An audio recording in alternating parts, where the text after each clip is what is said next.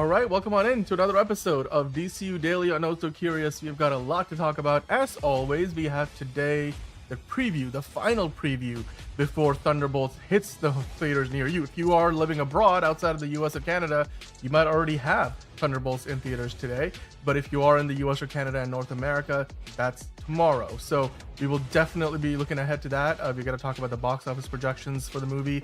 We have to talk about our expectations. Have any of us been spoiled by all the stuff online? Because of course they had some early screenings last week. And of course, we have the news that the Oscar voters are finding ways to get around the new rule that you have to actually watch the movie to vote for it, and the ways in which they're circumventing the Academy's way of verifying your viewership of the movie. We're gonna talk about that. God fucking forbid. Jerks. And we do have a bunch of trailers. There's a new John Wick documentary out there apparently that nobody knew until today. We've got that. Now You See Me 3, the trailer is finally on the internet. We'll get into that. Of course, from the world of DC, we have lots to talk about, whether it's Mr. Terrific's anniversary, belated birthday for Michelle Pfeiffer. There's a new Supergirl set photo where she's fighting Lobo, which you may or may not have seen before, but we'll get into that. And then, of course, the thumbnail shows you that Sergeant Rock, is it canceled or is it on hold? We will talk about that. And then, of course, we do have a reported start date for production for the Clayface movie, because that apparently is going ahead, not canceled or on hold. So lots more to talk about beyond that, DC, Marvel, Oscars and everything else.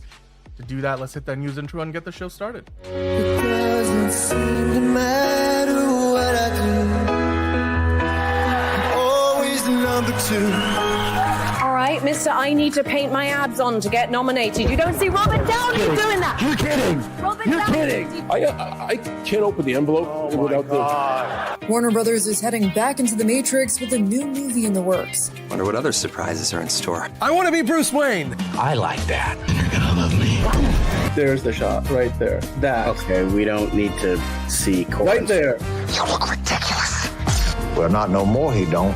What, dude? I can barely understand you. Your accent's insane. What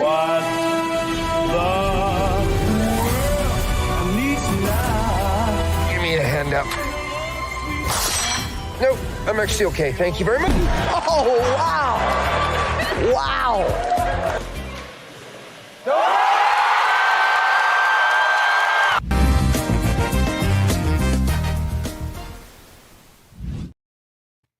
All right. Well, it's a busy day. Like I mentioned, there's a new Orlando Bloom, Bryce Dallas Howard movie. I think it's on Amazon. It's not theatrical. We'll talk about that as well. Don't forget our boy Nate. No, we can't. Except, he's a douchebag for what he did in the last season of Ted Lasso. So not the last season. Oh my God, catch up, son. We love Nate. Stop it. I'm behind. I'm still behind, but I'll catch up in time for season 4. But speaking of which, of course, you hear the voice. Here's Liz joining us on Hump Day. Don't you dare disparage Nick like that. I'm just saying. And then John is there as well. Of course, I'll start with you, Liz. How are you doing? How's your week been so far?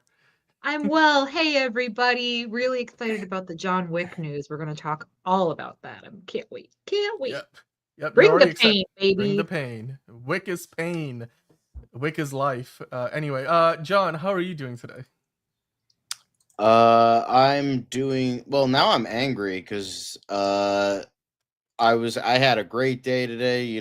Doing some good stuff, kind of relaxing. But now I hear about people, they just can't sit down for 2 hours and apparently watch a fucking movie. That's apparently too fucking much.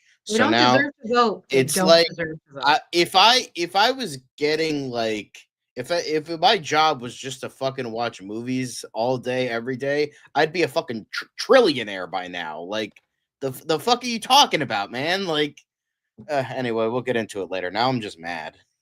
I just love the vibes that Main Man Fam is putting out there right now. The Trinity, yes, indeed, the Trinity is here today.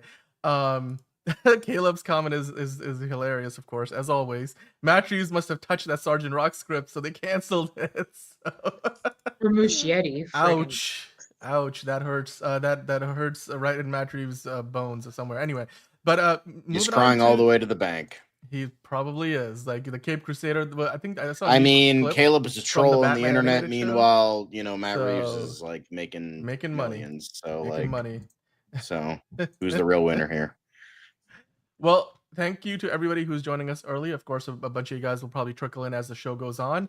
Oh, okay. But we're gonna start the show off with talking about some Thunderbolts news. So, of course, it's gonna be the movie of the week. It lands in theaters in North America tomorrow. If you are anywhere abroad, you may already have it in theaters today on a Wednesday, or depending on how far ahead you are. If you're watching from Australia, as some of you guys usually are, it's already Thursday for you, so you might be going to see this in a few hours' time. Liz, I know you were really excited about it. John and I kind of Really discussed excited. the worldwide expectations at the box office. I think the number was like somewhere between 160 to 175 million. Yeah. But domestically, the number they're looking at the opening weekend is 75 million, which, just to kind of provide a little bit of context before we talk about it, that's lower than what Captain America 4 started off at, which opened to Yeah. 88 million in February. Also, again, less than 100 million, although it was a President's Day weekend. So when you count in the long weekend, it made over 100 million. But it's still far off from the 200 plus million that Deadpool and Wolverine made, obviously. But there are 3 other movies that, since Endgame that have done kind of similar numbers: Eternal, Shang-Chi, and the Marvels. Now, Eternals and Shang-Chi were sort of like pandemic releases, so you can say maybe there's an asterisk next to them, kind of like Yeah. Thunderbolts. But the Marvels, of course, really didn't do well as 46 million. So that's the kind of company that this movie would keep if it starts off indeed at 75 million. What I will say, some of the industry analysts are saying, if the word of mouth on this is as good as people are suggesting so far with the early reviews and social media reactions, it could go well beyond the 75. Marvel movies have been known to do that. So with the number that they're targeting, however, it's still currently sitting at 75. And until we know any different, Liz, I wanted to get your opinion on this. Do you think this is a good start for the movie, or is it a bad start? Do you think it can get better with the word of mouth over the following weeks? Also, we're going to talk about later in the show, it's not like this movie has a ton of breathing room moving forward. There's a big movie coming out every week from here onwards, because this is the start of the summer Yeah. movie month. So keeping that in mind, how do you see this opening weekend working out for Thunderbolts? Yeah, I think that's a fair assessment. I also heard just like worldwide this opening weekend, I heard a number around like 140 mil. It's not surprising to me. Again, just like you said, we've got some big films coming up the pipeline. So I think people are kind of being very selective at the moment, because not everybody goes to the theater every single week like we do. So I think the people that are anticipating getting out there, taking their families out there, maybe planning a date night, something like that, they're going to kind of just pick and choose and hedge their bets. So again, Thunderbolts, it's going to be gritty. It's going to be, it's not a straightforward Marvel film. So I don't know how family friendly it's going to be. So I don't expect a lot of people are going to want to bring little kids there. School ends for a lot of states at the end of May. So I anticipate people will be rushing to the theater then once the kids are out of school. So it's not expecting it to be, not as high as we would hope, but I'm still super jazzed for it. I think it's going to do well. And hopefully in the long run, it'll bring them dollars. So good for them. Yeah, I mean, John, it's like I mentioned earlier, it's the first movie of the summer months, because like when you hit May, the summer movie months get started. One thing that this article in Hollywood Reporter pointed out earlier, we're looking at Deadline, and they were talking about the opening weekend. But when you look at how things were a year ago, The Fall Guy is what kicked off the summer movie months in early May last year, and that, of course, started off at like 28.5 million, which was not very good at all. So this year, certainly, I think when you compare to what things were like last year, you can only go up on a year to 2 year comparison.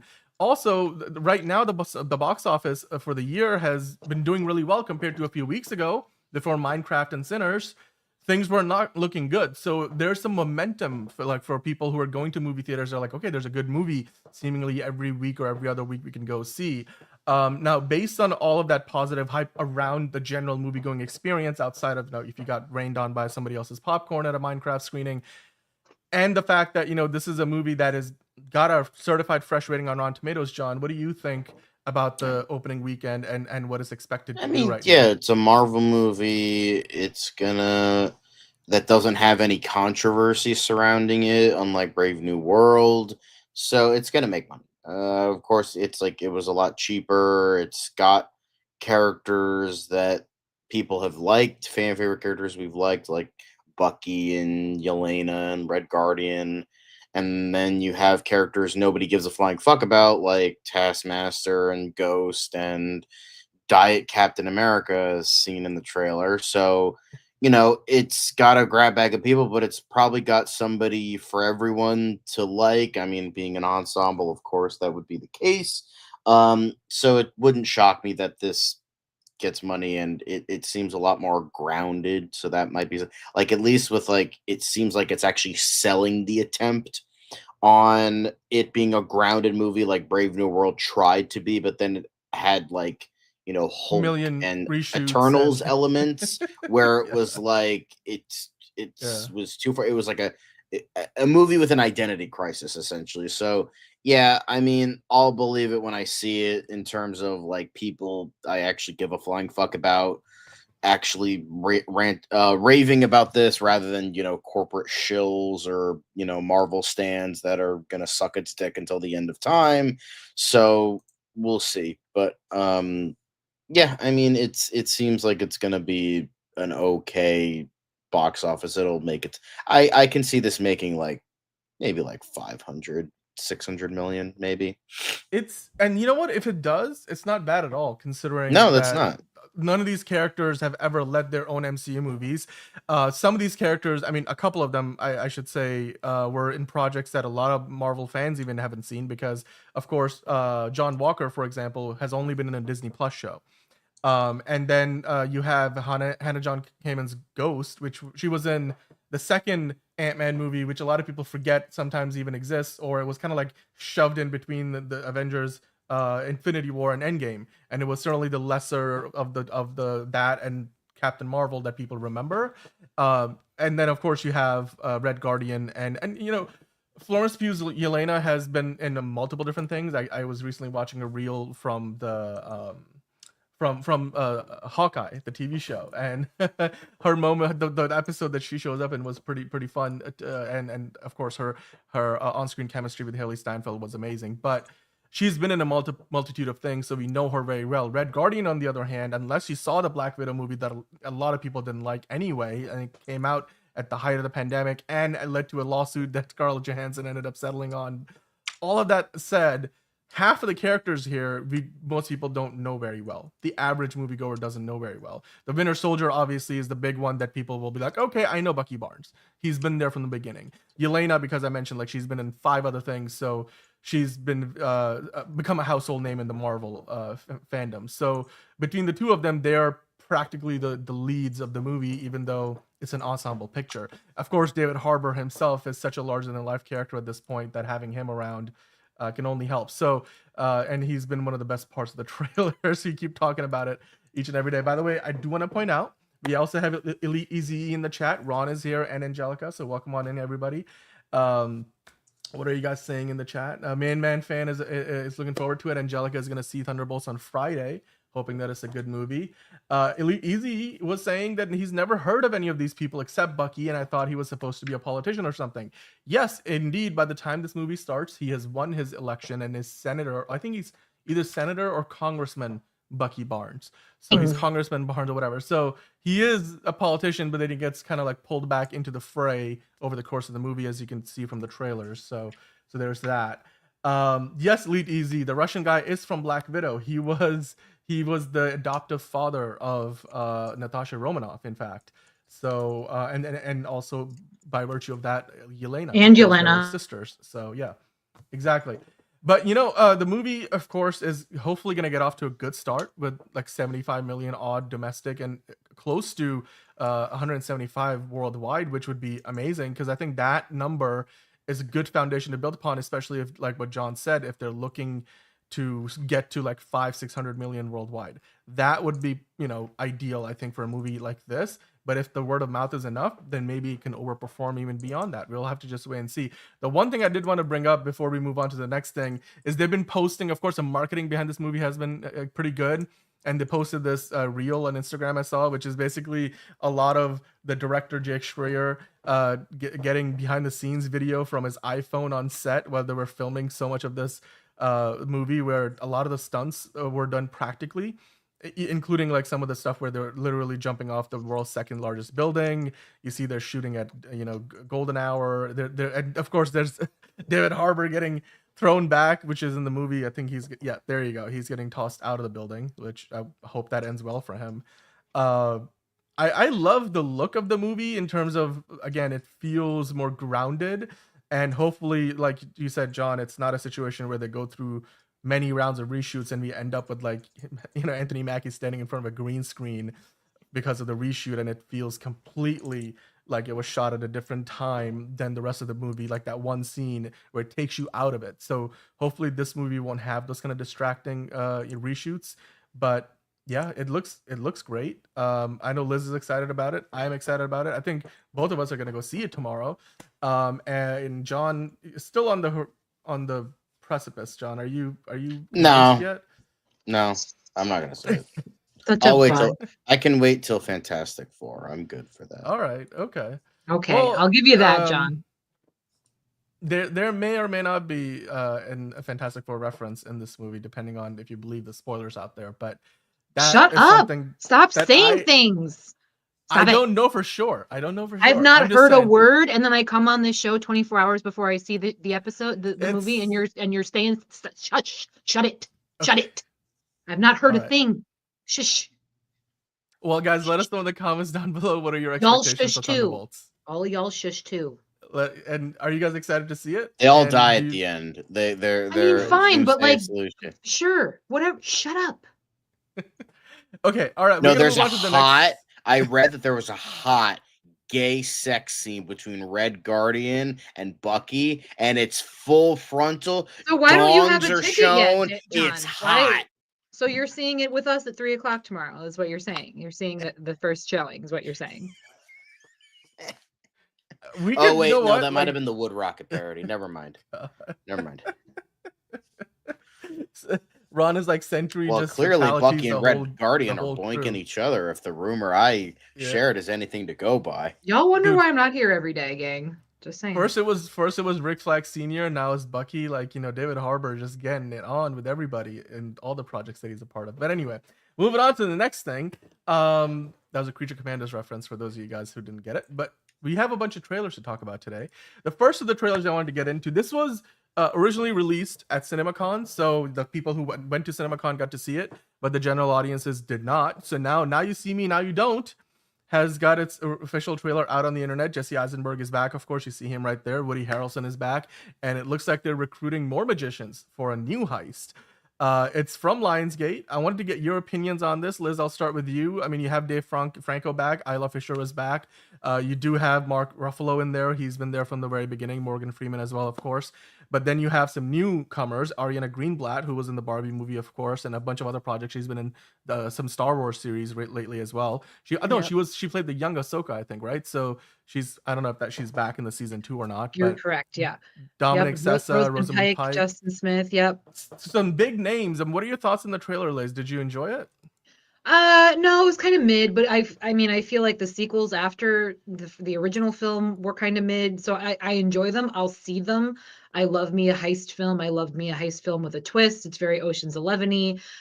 If Danny Ocean was a magician, so I'll see it. I'll enjoy it, but they've always been kind of mid for me. And I also feel like it's been like 20 years since the last film. I know that's not true, but it feels like it's been that long. It's the pandemic thing, right? Like, I think so it's one of those like, so why are we doing this? But okay, they already ruined the naming convention they should have done. So if I couldn't care less than I already do, I do, because of that. Like, the first one should have been is Now You See Me. The second one should have been Now You Don't.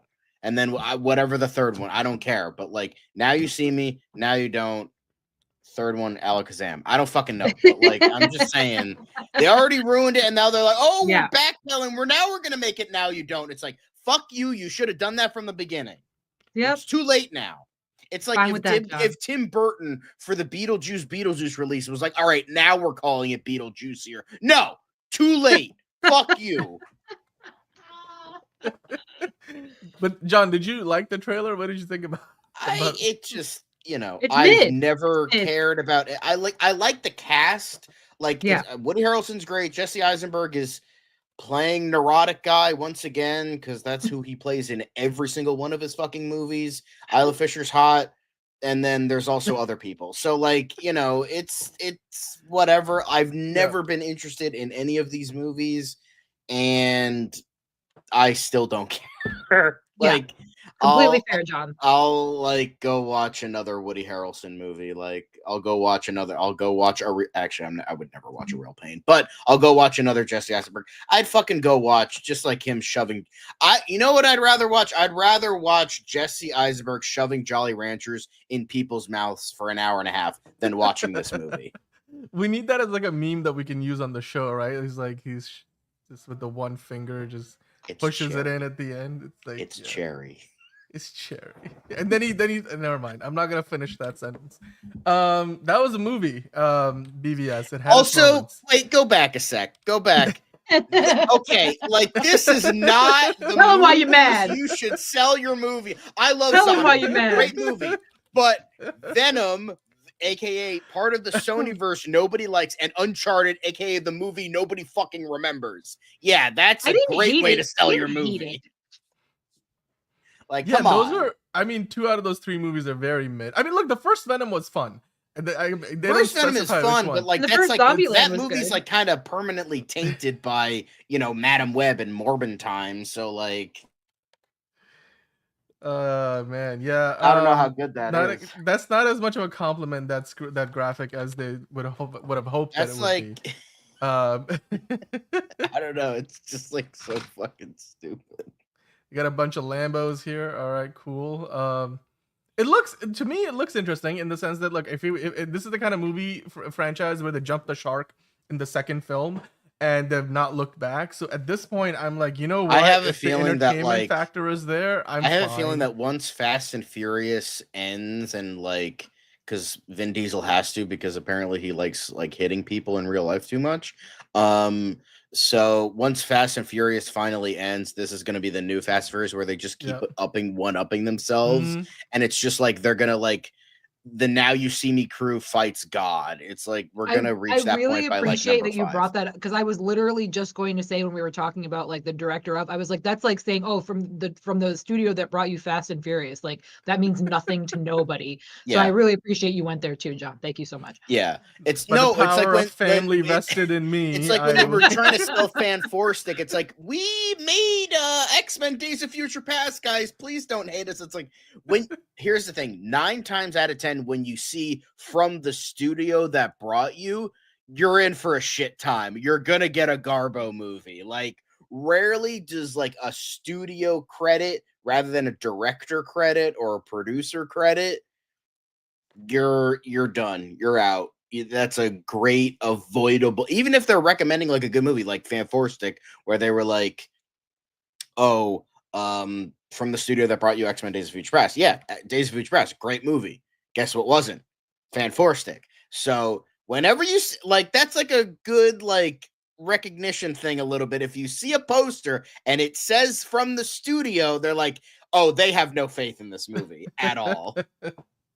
Well, I for one will go see it. I don't think this is a movie franchise that's making $1 billion or anything close to that. It's never been that, so I don't know what their expectations are. I think the second movie made like a few $100 million, if that.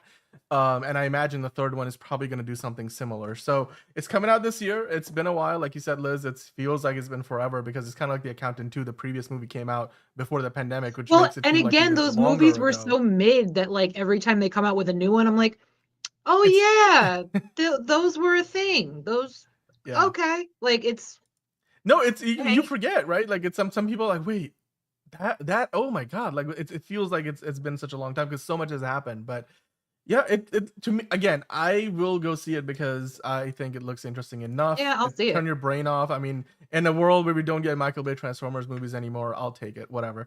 But anyway, moving on to the next thing. Orlando Bloom and Bryce Dallas Howard are bad improv comics roped into a police sting in deep cover by none other than Sean Bean. One of the best quotes from the whole trailer was, "Clowning is an art," as said by Orlando Bloom's character. I mean, there's a clown college for a reason. Now this looks like it's not going to be released in movie theaters. This is coming out on Prime Video. And It looks interesting. I watched the trailer a couple of times because I was like, wait, Sean Bean is in this, and then you have a bunch of other people in there as well. There was I recognize a couple other folks who I'm forgetting the names of. One of them, she was in a Hulu show with Nick Offerman a while ago, called Devs, I think. But then there's, and you obviously have Nick Mohammed from Ted Lasso. The trailer looks interesting. Patty Considine from House of the Dragon on the left there. He's also in this. It looks funny. I mean, as long as it make me laugh, I'll be okay with it. John, like, what are your thoughts on this trailer?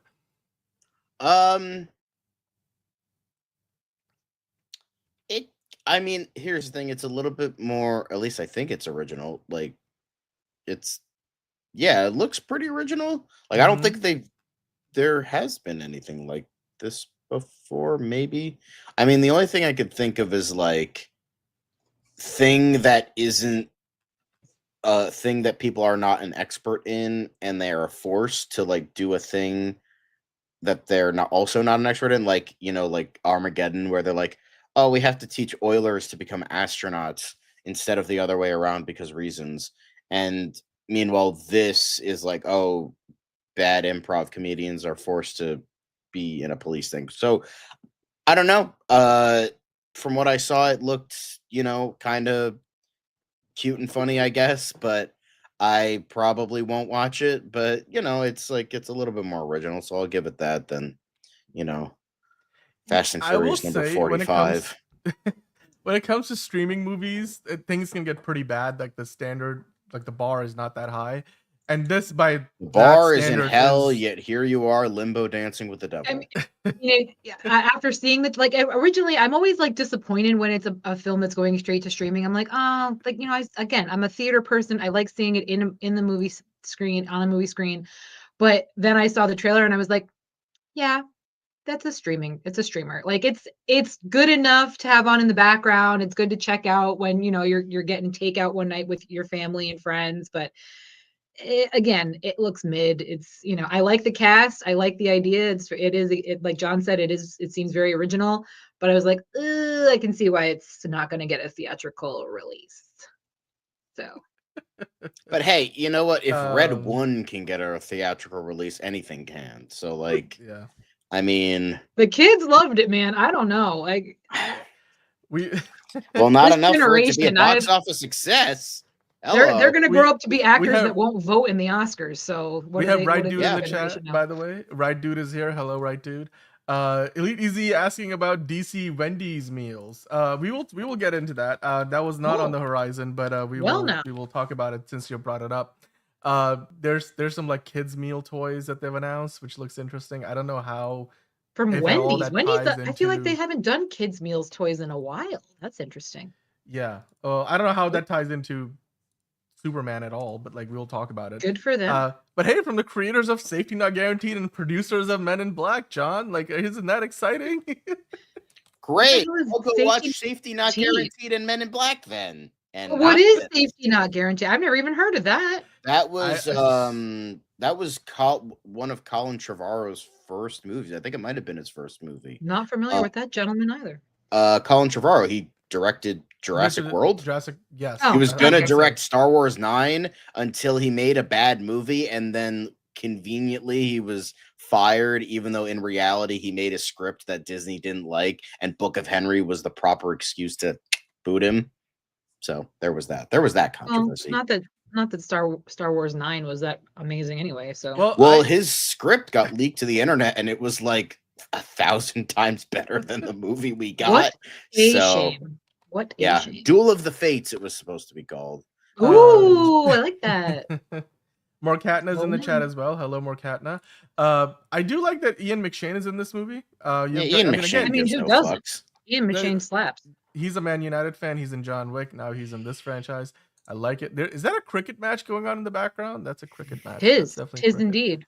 Look, Orlando Bloom doing comedy. Bryce Dallas Howard, of course, struck out. I'm looking. Listen, I'm gonna see it. I hope I enjoy it. But again, the trailer, I was like, okay, this is why we are going streaming. But I'll check it out. I'll try to check it out. That's the chick, something Mizuno. I forget her whole name, but like she was in Devs on Hulu. So I haven't seen her in a bunch, but like she's in this one. So yeah, I mean, they actually have a whole slide where they give you the names of literally. Yeah, there you go. Sean Bean is in this. I'm sure he's gonna die in like the first 10 minutes. Petty Considine, Sonoya Mizuno, and then Nick Mohammed, Orlando Bloom, Bryce Dallas Howard.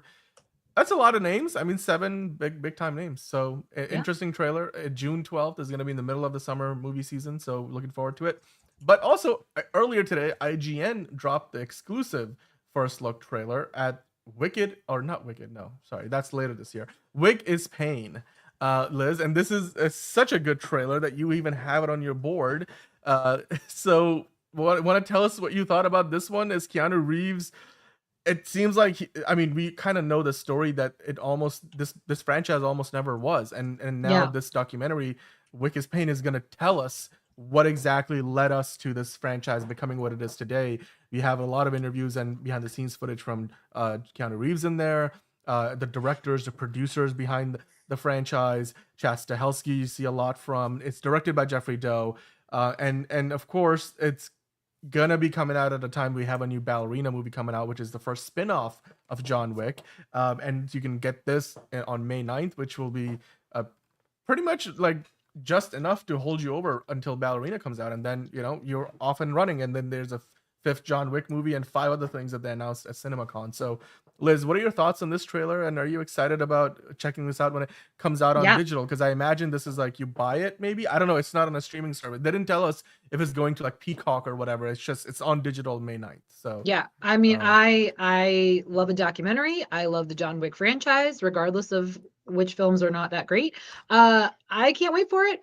I think it's awesome. It's a nice little origin story of how this little movie that could made it, and I like that there's a particular part in the trailer where they're talking about like you don't kill a dog in movies, like that's a no-no. Like so they were like, what are let's base an entire franchise on that way.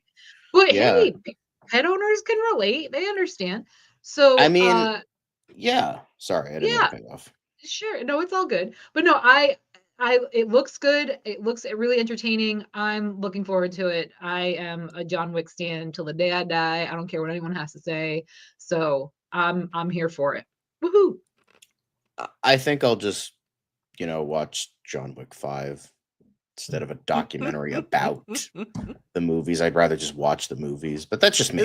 I'm not a big documentary guy, so there's that. Because the thing is, we always get told these stories about like how involved Keanu is on the action part of the movies, right? Like he does a lot of his own stunts and stuff. I mean, he was the one that did the reloading thing where he he flicks the cartridge and then he invented that. Literally, like now people in the military try that shit too. It's like, okay, great.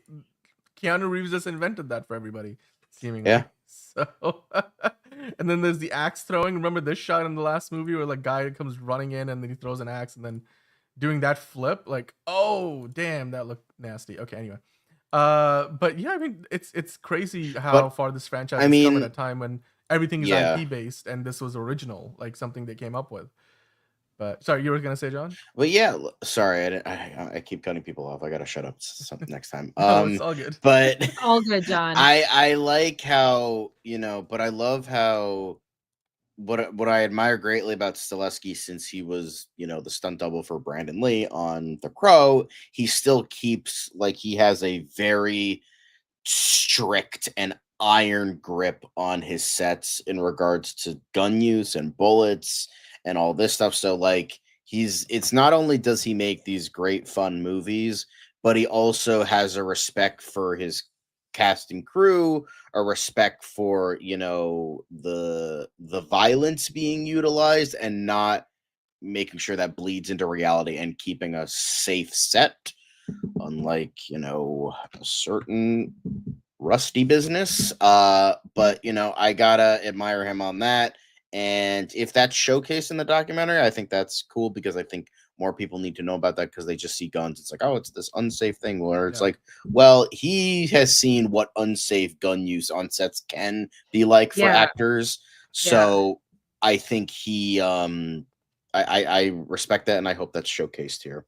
Yeah, well, so there was actually another stuntman who had worked with him before, who was on the Brotherly Love podcast, and he was talking about just that. They were talking about the Rust situation, and he was saying that it's exactly the same thing, John, that this guy takes it so seriously.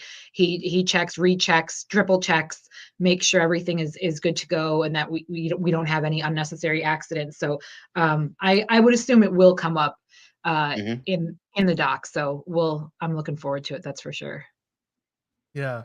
By the way, Ron, yes, I think they are making a game for John Wick as well. It's been in development. They talked about it at CinemaCon. So if you're gonna go back and check out our episode where we talked about the Lionsgate presentation, we discussed it. There's like a bunch of different movies, and there's even like an animated thing that they're doing. So yeah, I mean, it just lends itself, this franchise, to becoming a video game, and I'm sure they're gonna take advantage of that. It seems like the doors have been blown wide open now on where this franchise can go. They're really committing to expanding the world beyond just the core John Wick movies, which, after 4 movies in and the 5th one on the way, I imagine that's as good a time as any to do that. And this documentary will be exciting. I just hope that they can find like a streaming service or something, where it's not just coming out on digital, like maybe even just put it on Stars or something, but that way at least people have a place to go for it. Although I'm sure a lot of people wouldn't mind paying $5 or whatever to rent it or buy it to watch later. I certainly will spend the money.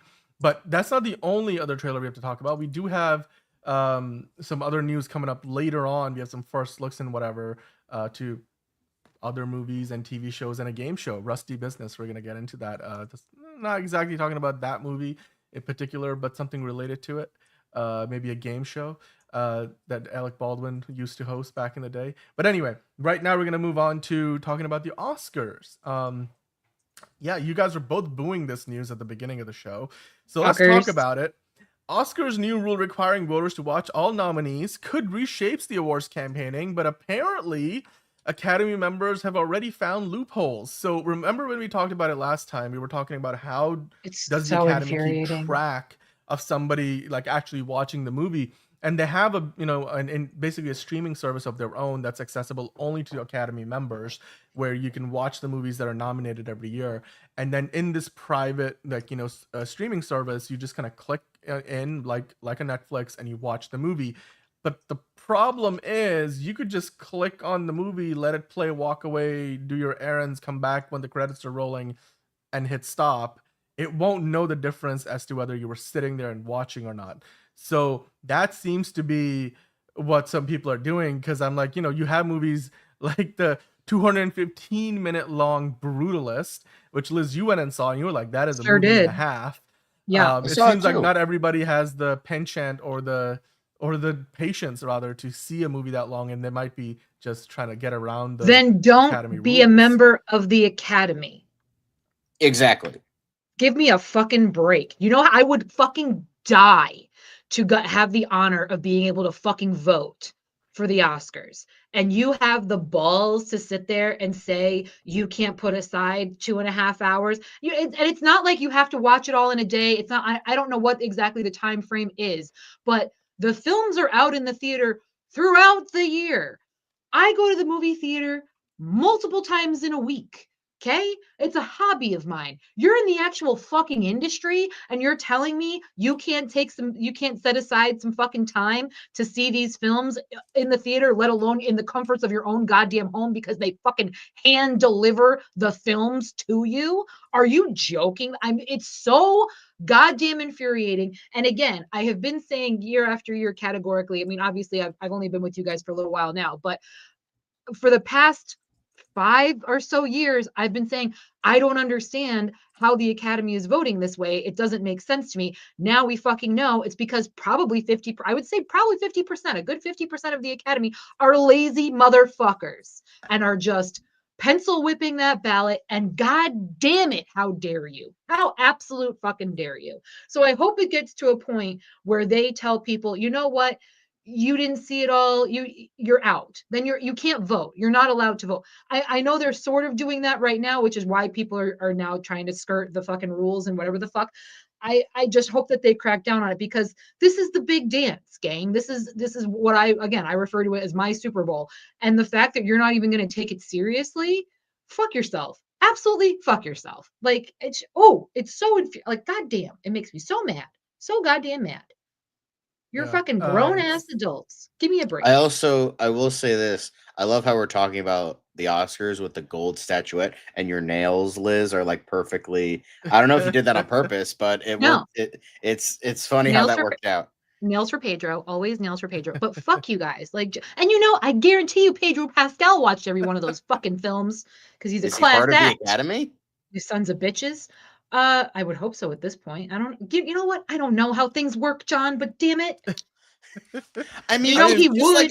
You literally said everything on my mind. Like, I don't even need to repeat everything because like I feel like literally the exact same way. It's like these guys are a bunch of rich assholes that don't have a job, that just sit around counting their money, that have nothing to do for most of their days, except for if they're, part of a movie set, maybe, sort of, kind of.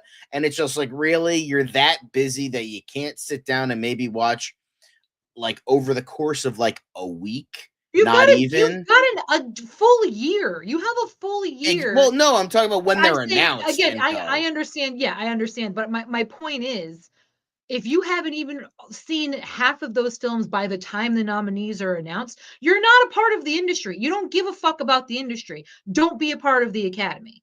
It's like people like brag that they don't fucking watch these movies. Like at this point, you deserve to be punched I feel in the like dick. At this point, the only way you're gonna entrust these fuckers is like hiring John Wick to fucking come to your house and put a gun to your head, sit there and watch it. Yeah, fucking nominees, asshole. Yeah, like fuck.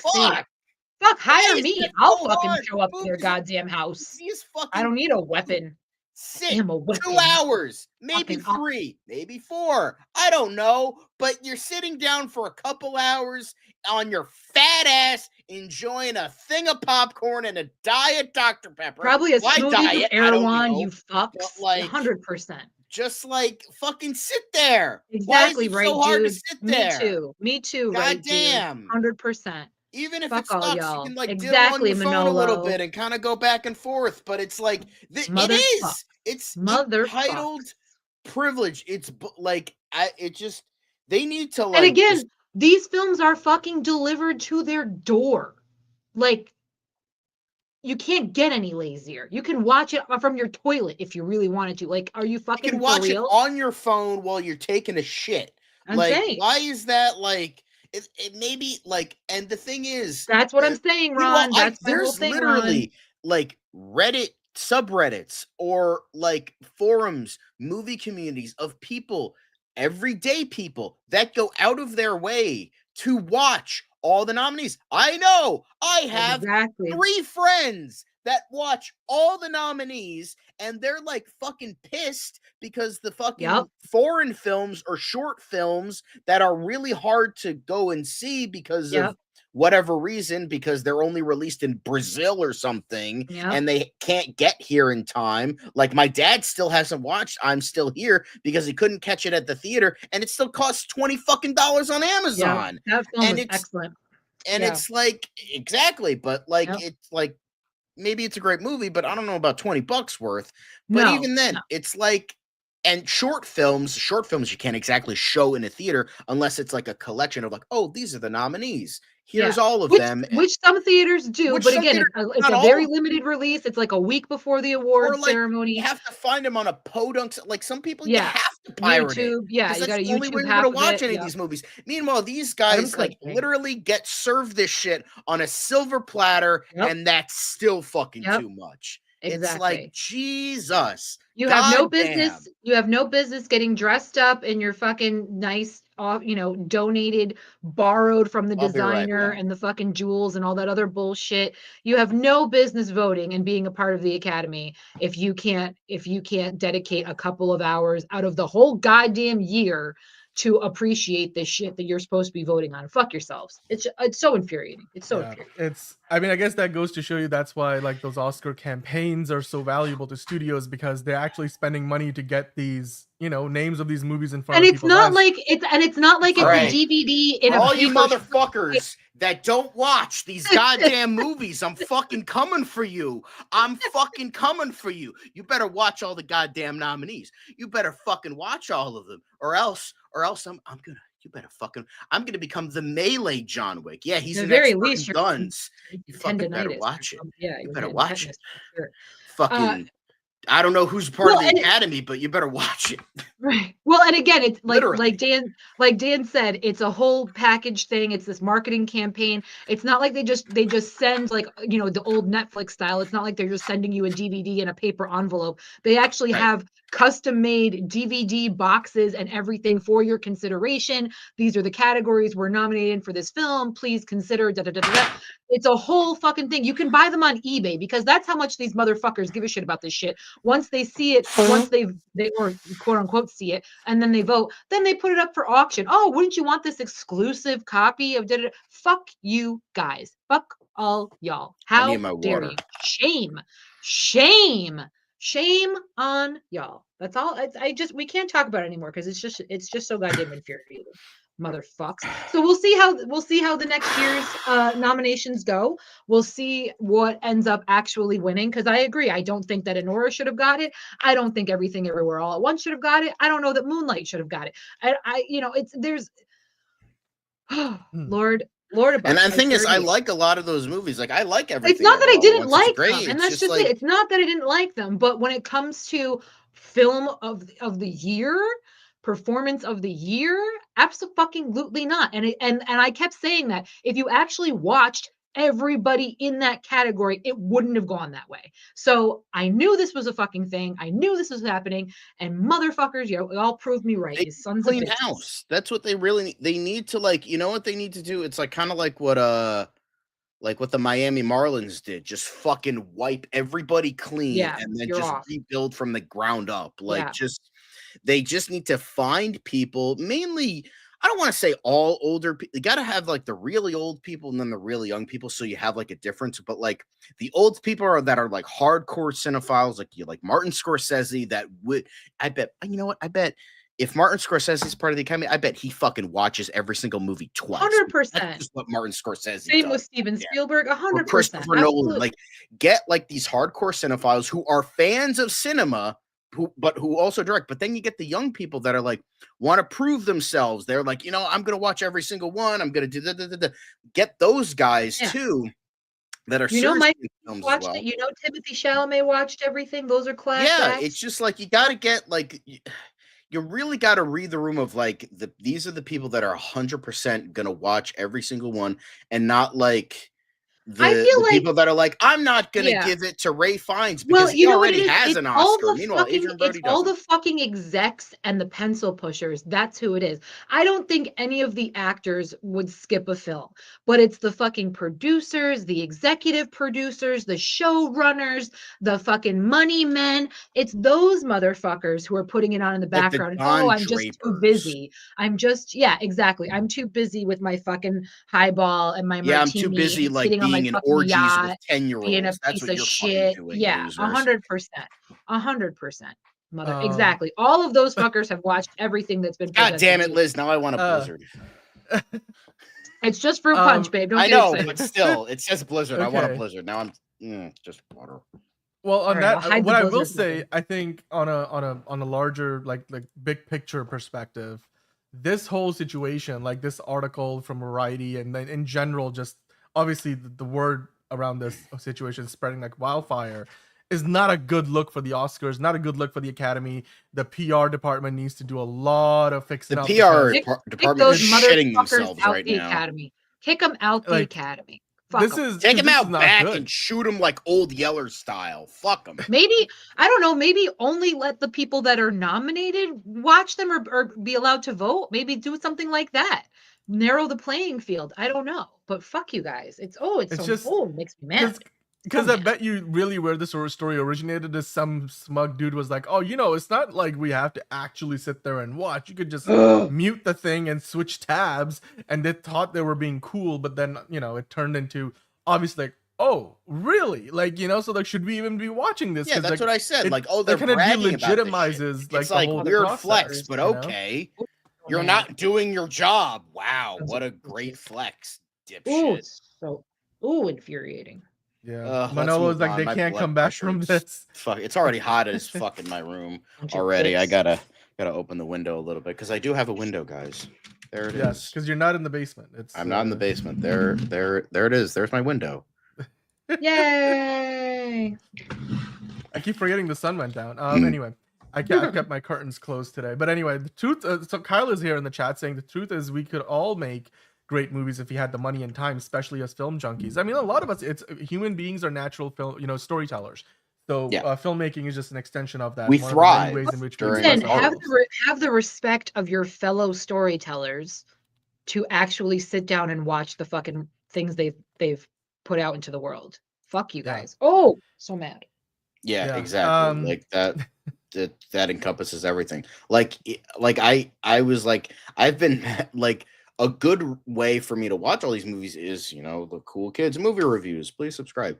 Because it like gives me a way to like, okay, I have to go see this, but like sometimes I just haven't had the time. I'm like, oh, we're not reviewing anything this week, so might as well not see anything. But it's like I'm still like kind of mad at myself because it's like I want to see it, but I'm also kind of lazy. But at the same time, it's like, it's like a tug of war. Like, oh, should I see it? Should I not? Should I, skip? Like, because sometimes like I want to see movies, but sometimes I just don't have the energy to do it. But I'm like, but even then, I still. But you're honest. At the end of the day, you're not going to vote for shit you haven't seen. Yeah, but you're not going to vote for shit you haven't seen. Here's the thing. I with where things are now, because obviously a few weeks ago we got this like rule change, all the new rules that they announced. Now this comes out. This obviously undermines all of that. I think at this point they need to come up with something that meaningful, not just a press release that says, oh no, that's not entirely true. They need to install some measures in place that assure the fans, because again, the Academy Awards, while they're still one of the most watched broad telecasts of the year outside of like the Super Bowl and stuff, it's been eroding over time. The relevance of the Oscars has been eroding in pop culture as well, especially because, like you said, like people are voting for movies that most people who even saw all the big nominees don't think are the best movies who deserve to necessarily win. Now, obviously, it's a subjective thing. So, but now we go from thinking, okay, so it was a group think where everybody who saw they wanted to vote for this movie. No, they probably voted for it without even having seen it. So that, they were like, oh, all right, this seems to be the cool thing to vote for. Like, I'll phone a friend who was also in the Academy. What did you think? Oh, I turned it on. It looked nice. Then I was writing a script or something, and I was just playing a video game. It looked nice. Maybe vote for that one. Maybe vote for The Brutalist. We'll just do that. But or Honora, like whichever one you take your pick. So hopefully what they can do here is do some damage control and then install some measures in place where you can actually verify that you saw this. Now, of course, some people do see those nominees at festivals and stuff, and so like they have to then sign an affidavit saying that yes, we did see it, we were there, and prove that they saw it. That's part of the new rule as well. So it's not just the screeners that you get sent. But again, it's an imperfect system. There's thousands of people in the Academy, so I don't know if there's ever going to be a proper way to verify that everybody saw it. It's kind of like a situation where you have to, like, John, they're going to send me and John around to everybody's home, and we're going to sit in the room, and we're going to watch it with them. Or like what they did with Tom Cruise when he got the flash, right? They had to send somebody to his house from the studio. No, they need to do. They have. It's going to be like Jay and Silent Bob style. It's going to be Jay and Silent Bob style. John and I are going to show up at everybody's front door with like a fucking quiz on each of the film and be like, "What did Honora do at this point in the movie?" And then we're just going to dick punch everybody that gets it wrong. Now you're like in English class where you're like, all right, we're going over chapter 10 today. Exactly. Random pop quiz. What happens on page 55 when Bob walks into the bar? Like, I don't know. It's like something like that. But Caleb, by the way, saying he needs to watch Wild Robot. Do watch it. It's an amazing movie. Oh, it's so good, Caleb. On the channel. Watch it, Caleb. It's so good. It is. Honestly, I thought that should have won the Oscar. Like, I agree. Definitely should have won the best animated feature Oscar. But Caleb is definitely going to go to see Superman in theaters. Of course you should. And then Manolo saying let the audience vote. That's a whole different conversation. No, because it'll be the same thing. It'll be the same thing. It'll be a popularity contest based on buzz. People will vote who hadn't seen shit. Absolutely not. You can never let anything up to the general fucking public, except for naming new Galapagos tortoises, apparently, because that worked out all right for us. But anyway. Well, with that said, guys, let us know in the comments down below what you think about this story. Are you as mad as Liz and John are? I mean, I'm also kind of like disappointed and dissatisfied at the fact that some of these people haven't even, a lot of them might have not even seen the movies that they're voting for. It kind of, you know, really takes you out of the whole process. Like, okay, so why am I even watching this? Is it actually the best movies getting the awards or not? Is it really true? So let us know what you think about all the loopholes that the folks in the Academy, it's not everybody, but there seems to be a good number of people who are taking advantage of that despite the new rules. And while you're at it, hit the like button and hit subscribe if you're new. Hit the notification bell. We are here 5 days a week talking about all the news from Hollywood, including, of course, the Oscars. But with that, John, we have to switch over to talking about the quick hits. And Liz, we have a bunch today, so I'm going to hit that Bossa Nova elevator music. And we're going to start right off with a bunch of quick hits. The first one, of course, How to Train Your Dragon, the live-action remake. Lilo and Stitch, the live-action remake. Both have won China release approvals, despite all the trade tensions going on. This is according to a new report suggesting that, hey, even with all, you know, the tensions between US and China, both of those movies are going to get a Chinese release. So at least for the bigger movies coming out of Hollywood, China is still letting them in, despite the fact they're cutting down the overall number of movies they'll allow to play in the Middle Kingdom. So I wanted to get your reactions to this. Of course, we know Thunderbolts got an approval, so that's going to be playing there. It opens actually today, so some people in China have probably already seen Thunderbolts. And of course, then we have you know, Elio. That's going to be coming out later. That's also looking like it's going to get a release there, the Pixar movie. So it seems like so far all three of them are aimed at, you know, kids and family audiences. What are your thoughts on that, John and Liz? I'll start with you, John, on this one. Are you surprised that China is still letting these big movies in from Hollywood? I mean, I think there's I don't want to get into the politics of it all, but I think it just comes down, like, they're just seeing what fits their prerequisites of what they watch and what people would be interested in. And I feel like Disney is still kind of in their good graces because, you know, they said it was a-okay to fucking genocide people, so that's cool. So that's cool in their book. So they're like, all right, we'll give them Lilo and Stitch.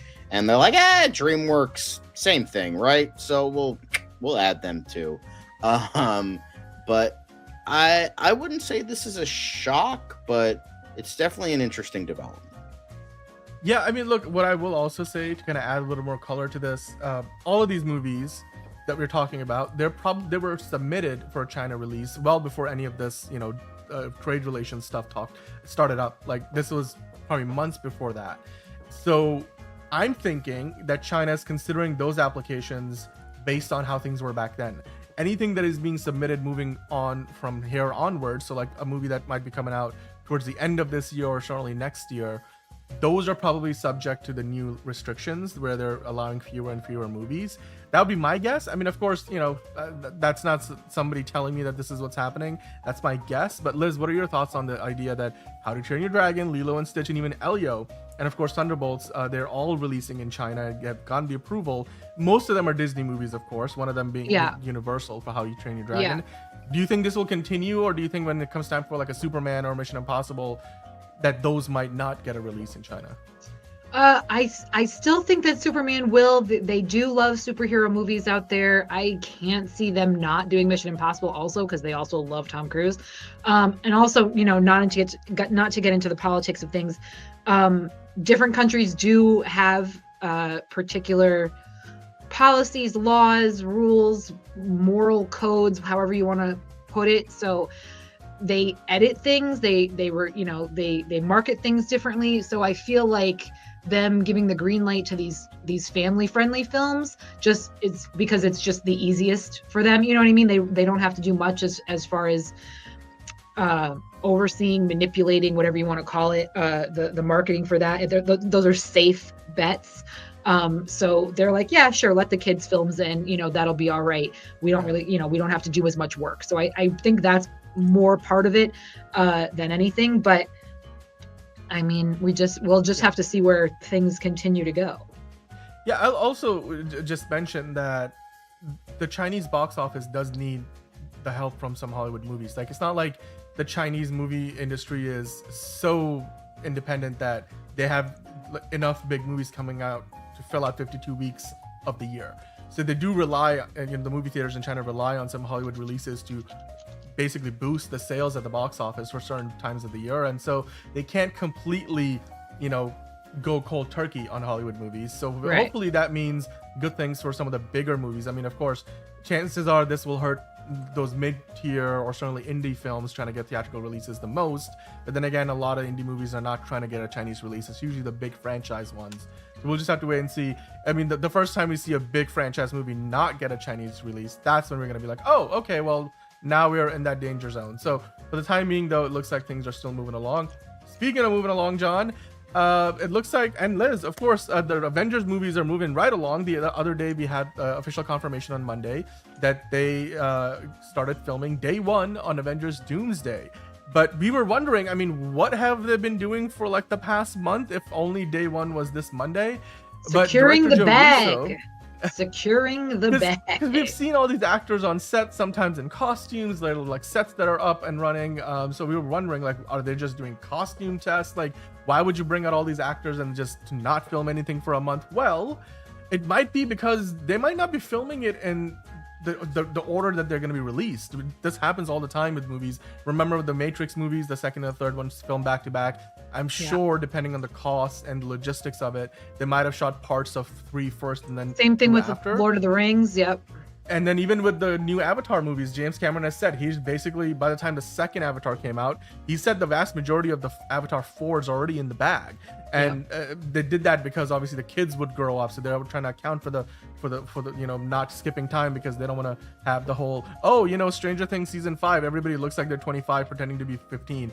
And it would look pretty bad if Sigourney Weaver ended up drowning, because he's putting her down there when she's 80. Yeah. Yeah, exactly. Well, so director Joe Russo just confirmed that Avengers Doomsday and Secret Wars are being filmed back to back. This was something that a lot of us kind of knew, but now it's confirmed. And he said it's all in London. We're shooting them fairly back to back. It's a lot of work again. We may or may not survive. I'm sure he's being facetious. He said we'll see, but we are very excited about it. So again, Liz, are you surprised that they are filming it back to back? Because they did this for Infinity War. And they did it with well. for Infinity and Endgame. Yep. No, it doesn't surprise me at all. I mean, didn't Wicked do the same thing as well? It seems to be just the easiest way. You've got everybody there. They're committed to X amount of time. Clear your schedule for a year, 2 years. It just makes life easier for everybody, including the area, the studio, the towns that they shoot in. So it makes sense to me. Yeah. By the way, we have Enterprising and Nico in the chat. Hello to both of y'all. They want to see if Superman can do $1 billion without China. Joker did it, the first Joker, that is. But yeah, moving on to the next thing. Let's talk about Sinners. Of course, not just Sinners. This is the run-in basically from here till that's pretty much me. That's me right there. You're gonna be able to see Sinners, which is already out. If you might have already seen it a couple of times. Footage of me in the theater. This is beautiful. Then after Sinners, tomorrow is Thunderbolts. And then then after that is Mission Impossible: The Final Reckoning. Then you have F1. Then you have Jurassic World Rebirth. Then you have Superman. Then you have that's me. The Smurfs are in there somewhere. And then you have Fantastic Four. And then even after that, there's other movies. I mean, and somewhere in the middle of all that, you have Ballerina and a ton of other movies, guys. So the run-in at the box office is looking pretty gosh darn good. Liz, are you going to be seeing literally every single one of those movies? Or are there ones everything on that list I'll be seeing. Again, I'm going out of state to see Lilo and Stitch with my nephews. We're making it an event. This is I haven't been this excited for a year of movies in a really, really long time. So yeah, I'm pumped about it. Pumped, gang. I'm pumped. Me too. It's gonna be, particularly July looks amazing, and then August still has a bunch of big ones. I mean, John, what are your thoughts? Are you gonna be looking at all of these movies, or are you gonna skip a couple of them? I'm gonna be seeing all of these except Thunderbolts and Jurassic World. Fuck Jurassic World. I ain't seen that shit. But yeah, I'm seeing a lot of them. I'm also seeing a lot of. Plus we have like a lot of great horror movies coming out in August too. You have Together, although that's in September. Yeah, I mean, you have weapons, which we talked about the other yesterday. We have, him. We talked about that a couple weeks ago. So I'm stoked for this year. This is looking like a great year for movies, and I can't goddamn wait. I don't have my Superman shirt on today, but It's all good. I just wanted to point out, because we use this chart from firstshowing.net to kind of track what movies we're talking about every week. Of course, The Accountant 2 came out this past weekend. The Happy Gilmore re-release is happening as well. Then you have Another Simple Favor on Amazon Prime, but Thunderbolts is the big one. Then the week after that is Fight or Flight, Shadow Force, Juliet and Romeo. So Clown in a Cornfield. Then you go on to Final Destination Bloodlines. We're thinking maybe that's when the Superman trailer drops, the second one, because it's a Warner Brothers movie. And then after that, you get into Lilo and Stitch and Mission Impossible the same weekend. That's Memorial Day weekend.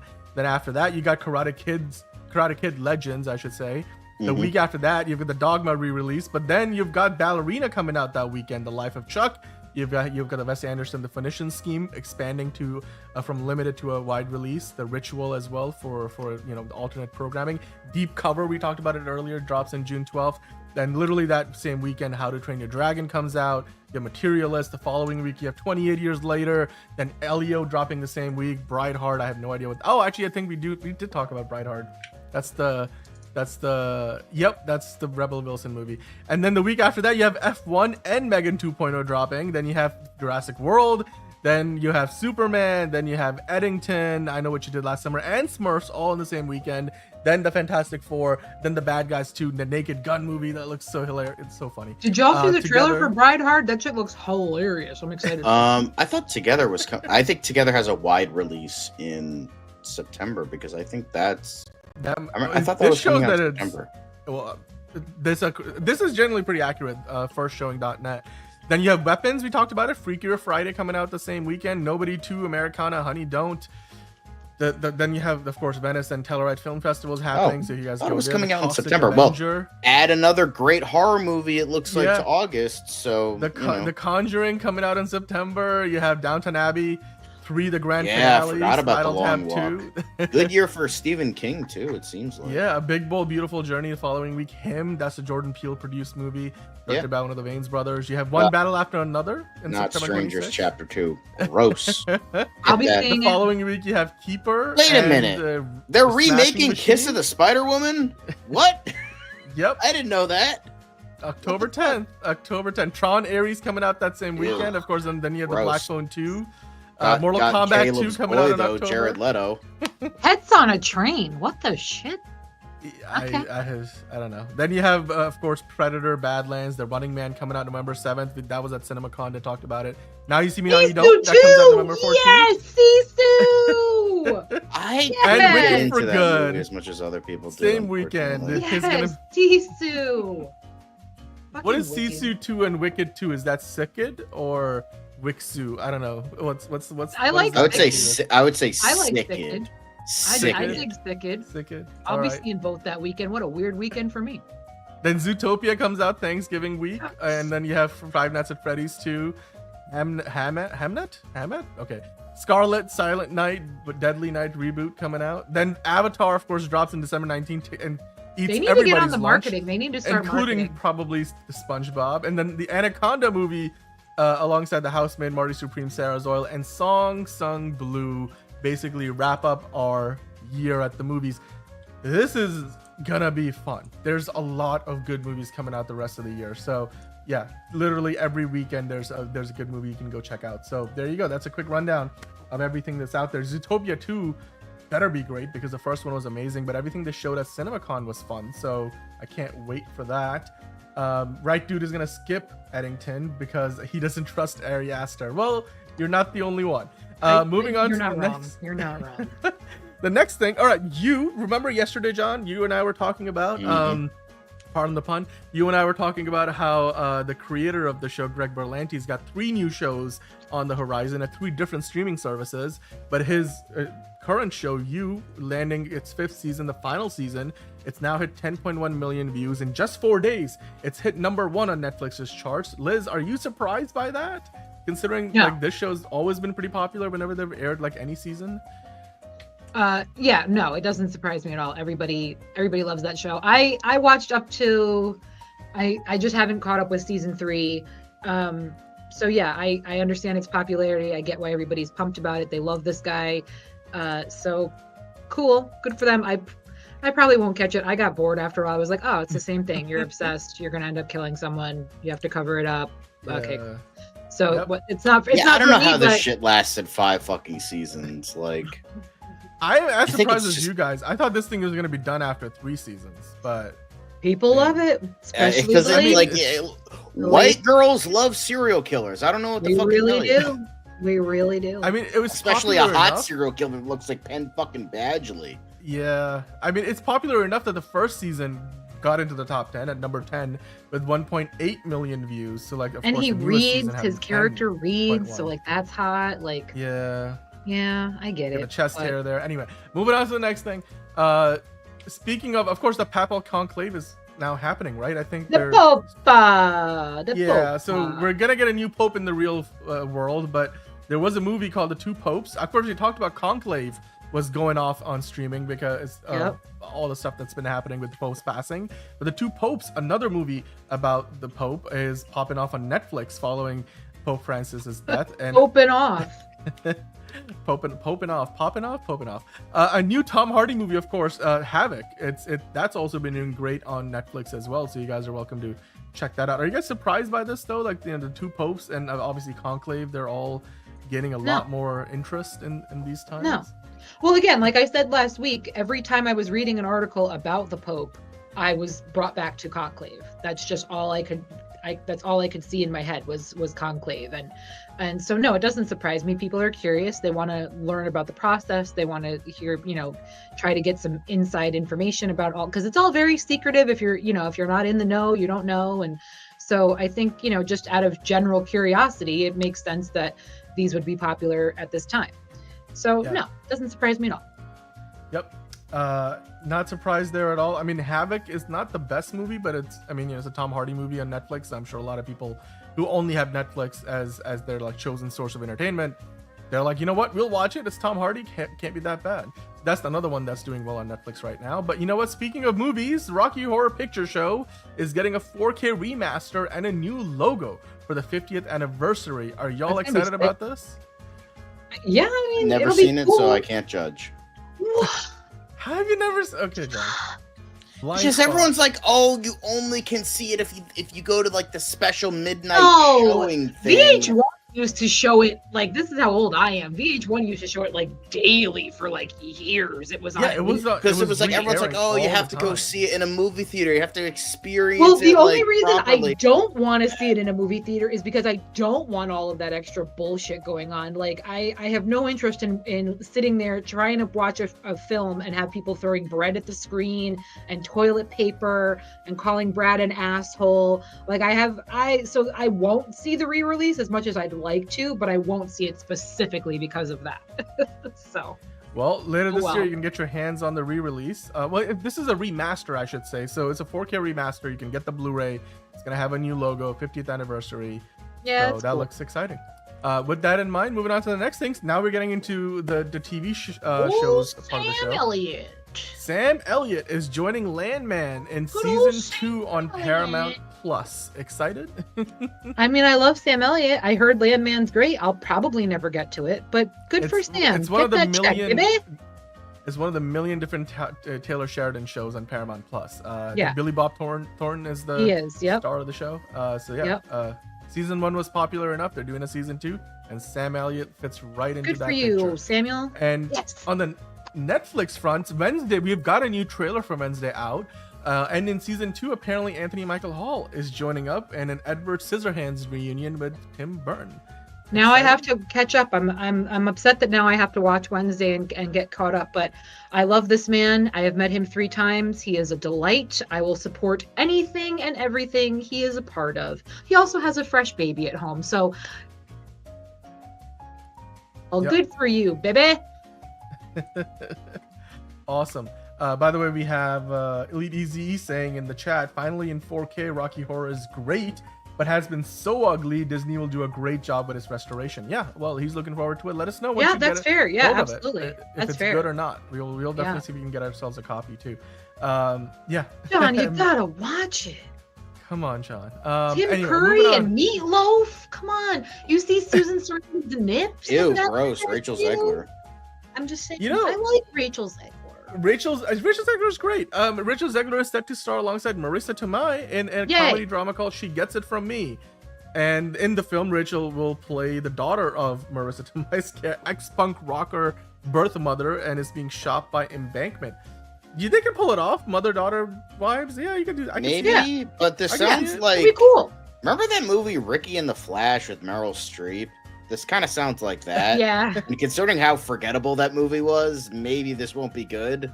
I just think of like Liv Tyler and Steven Tyler's like relationship origin story. That's what it makes me think of, because like she didn't meet him until she was like 13 or something. But yeah, I don't care. I love it. I like Rachel. I like Marissa. I've met Marissa. She's a lovely lady. So hooray, good for them. Yep. And Rachel Zegler, I mean, obviously Snow White wasn't the best experience for her, I'm sure. So this will hopefully be, you know, putting her back on the right track. I think she's on stage in London these days, right? You talked about that was her next thing. So yeah, then getting back into the movies after that. So with that in mind, of course, the Gentleman star Daniel Ings has now joined Catherine Zeta-Jones. Catherine Zeta-Jones' revenge thriller Kill Jackie. This is interesting. The Gentleman is a show on Netflix, right? So Daniel Ings now joining Catherine Zeta-Jones in Kill Jackie. Are you excited about this, Liz? I mean, The Gentleman is on my list. I'd really like to watch it. So yeah, I like Catherine Zeta-Jones. She is slowly kind of coming back into the fold. She's going to be in the upcoming Wednesday season 2. So yeah, good for this guy. Not really familiar with him, but again, The Gentleman's on my list. Maybe I'll get to it one of these days. There's just too goddamn much. Much. Well, pretty much. Put it on the list. Speaking of putting things on You the just list, made the Desperate list. Housewives. Nope.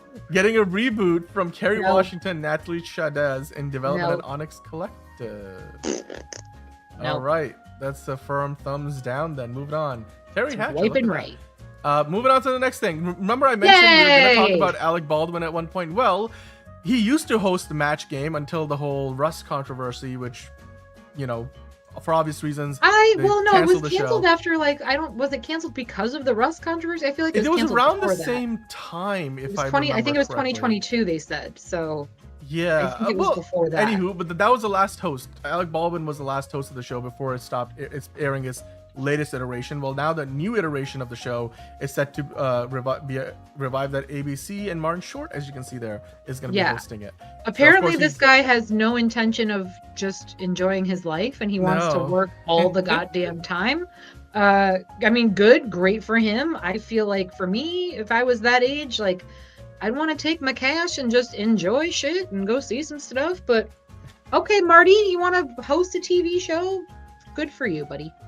Hell yeah, good old Canadian kid.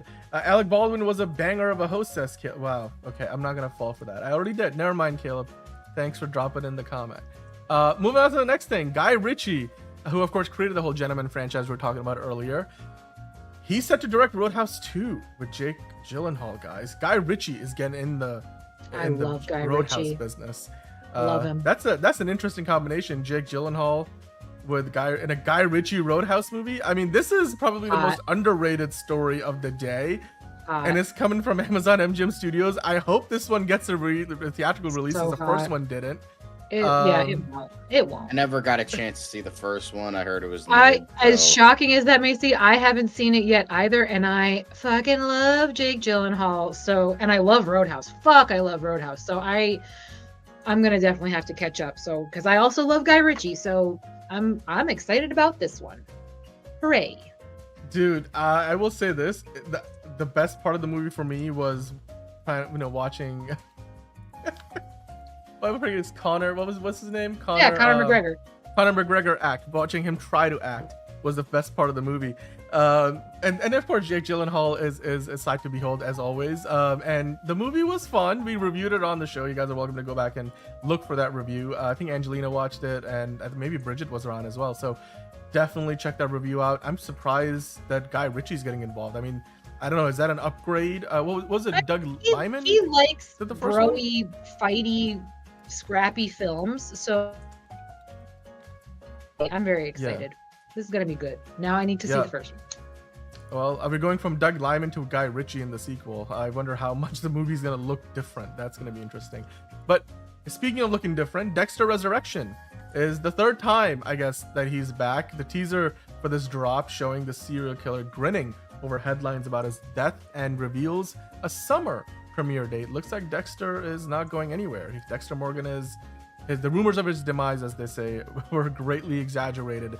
It's going to premiere with 2 episodes on July 11th on Paramount Plus, and it will also be airing on Showtime, the network that the show was originally airing on. John, are you a fan of this franchise? Are you interested in Dexter Resurrection? Yeah, I am. I still need to watch Original Sin. I just haven't gotten around to it, but I'm curious about Resurrection. I actually like Dexter New Blood. I thought it was good. I thought the ending was good, which is like controversial because like everyone fucking hated the Dexter ending again. So, but I thought it was good. I liked it. I thought it made sense. I don't get why everyone hated it so much. Considering it was way better than the ending of the original show. But 3 times the charm, I guess. They're just going to keep making shows until they finally nail the ending. So we'll see, I guess. Kyle saying rewatching it, love it. So Kyle's a fan.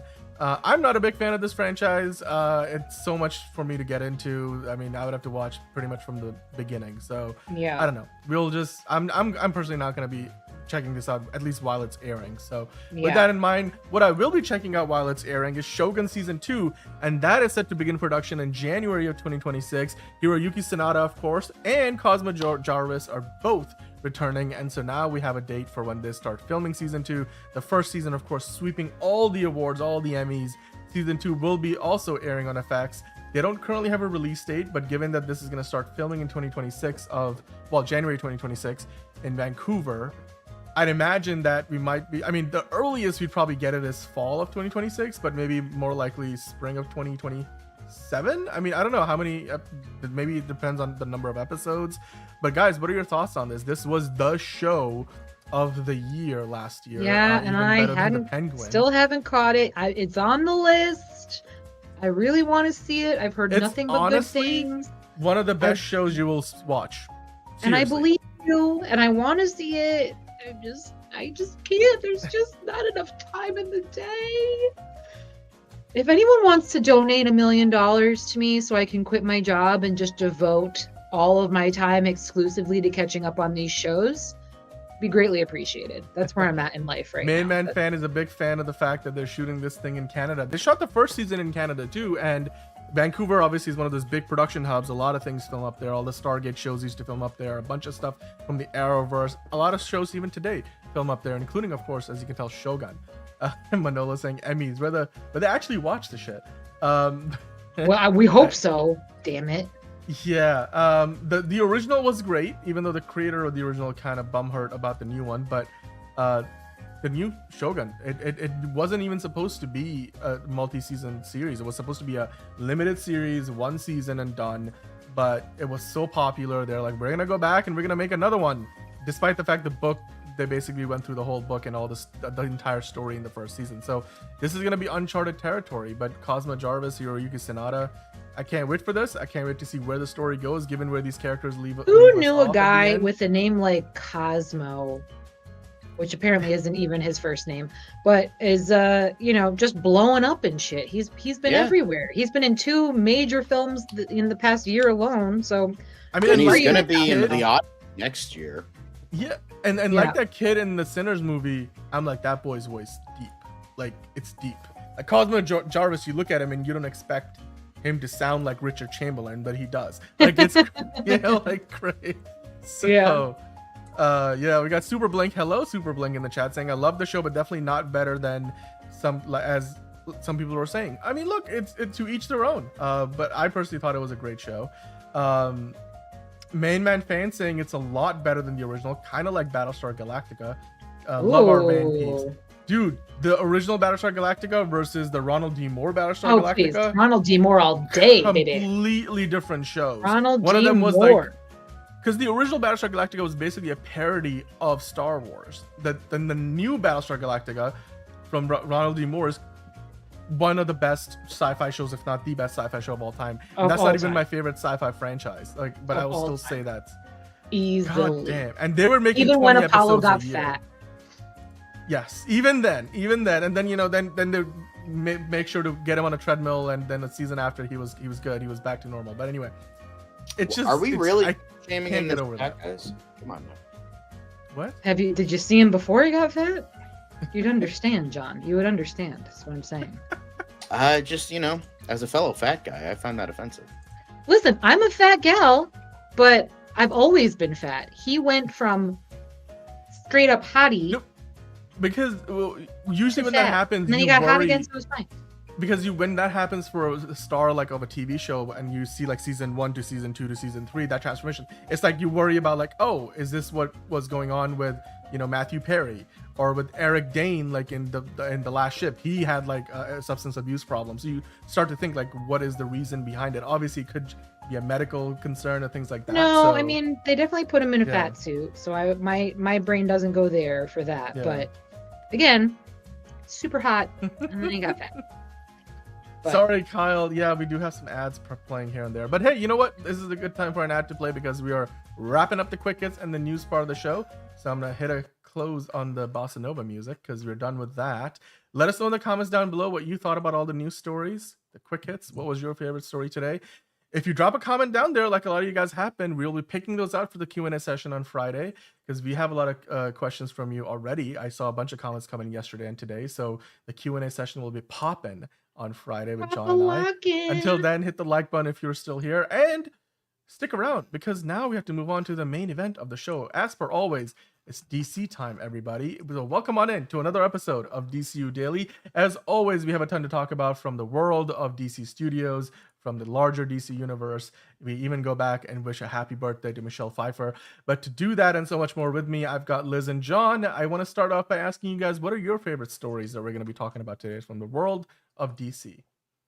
I mean, yeah, happy birthday, Michelle. Get it, girl. She's a bad bitch. Hell yeah. I mean, John, what are your thoughts? Any stories that stand out? I really want to talk about that Sergeant Rock thing because it's definitely intriguing. Like just like there's a lot to talk about there. So obviously I want to save it for when we actually talk about it, so I won't say much here, but yeah. Yep.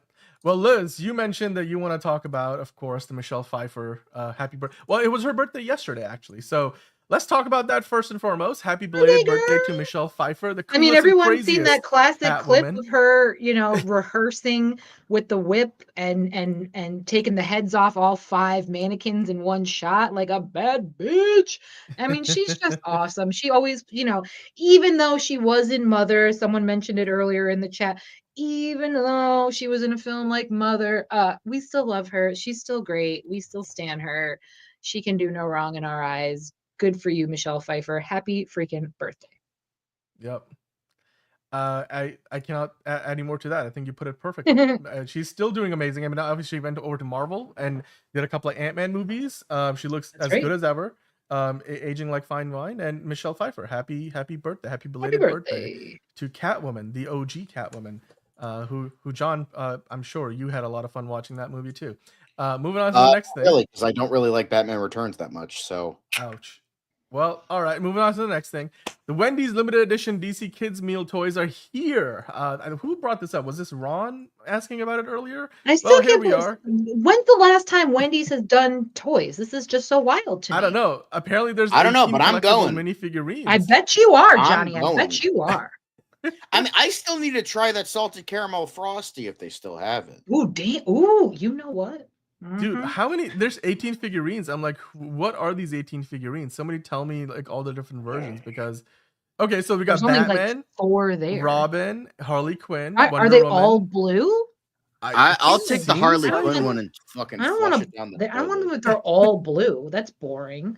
There's Black Lightning. Well, you know what you Artemis? can you know what that could be a thing, like you have them just as a kid, but then like maybe if like you have older people, they could like paint them like Warhammer figurines. That could be cool. Maybe they're color changing. Like maybe if you put them in water, they'll change color or something. Lame. Like the old school toys, first of all. By the way, Antonio just joined the chat. Hello, Antonio. How are you doing today? Antonio. Just in time for all the DC conversation. If you want to, listen to all of our trailer talk, you can be kind and rewind. We talked about that earlier, but now we're talking about all the trailers. Moving on to happy belated birthday, Enterprising. Wishing happy birthday to Catwoman Michelle Pfeiffer. It was her birthday yesterday. We forgot to celebrate it, so we are doing it today. Gunn definitely plays with his figures. I'm sure he does. I mean, he's a big fan of the hot toys and stuff. Imagine all the family staring at John buying kids meals at Wendy's. Well, it depends on the time of day that he goes in the Wendy's, particular Wendy's that he goes to. It might not be that busy. So I don't really go to Wendy's that much. I mean, I want to because I love Wendy's. Main man is like, Wendy's is the best Gardner? fast food. Period. That's fair. Is it though? Is it? It is. I don't Fuck know, you, man. Dan. Their nuggets are great. French fries are great. It's Baked potatoes, delish. I don't know. I would Frosties say all day. their fries are probably one of the weaker aspects, but they're still really good. I mean, Popeyes is great. Burger King, They're all sometimes right. they're good, sometimes they're not. They've never been the best. They've never been like in the top 3. I mean, they're better than McDonald's. McDonald's is trash. Taco Unless you're Bell, 5. trash.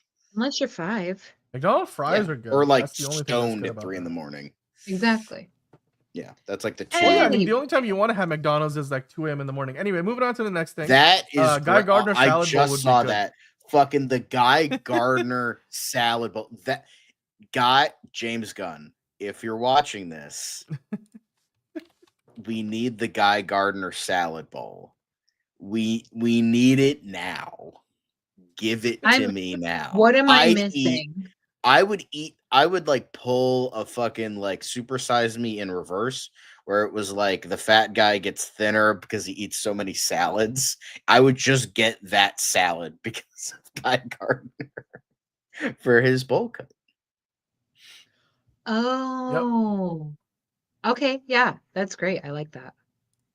Maybe that'll be the popcorn bucket. And then like the bowl looks like his hair, so if you put it on your head, it looks like you have a bowl cut. That's what I'm And it's a saying. Maybe they'll collector's make it a item. popcorn bucket. It's a salad bucket. It's popcorn for all the It's- healthy okay. nerds out there. Yeah. So, I just want to welcome in. The Truth 31 is here. Welcome on in. M8 is here, and 5 Ash has joined in. Jalen, of course, also watching. Superman times McDonald's collab. I'm sure we'll get one of those when we get closer to the movie releasing. So I'm sure that's on the horizon. Caleb, come on, don't pick a fight. You know, maybe 5 Ash is in a good mood today. We'll make, let 5 Ash enjoy the show.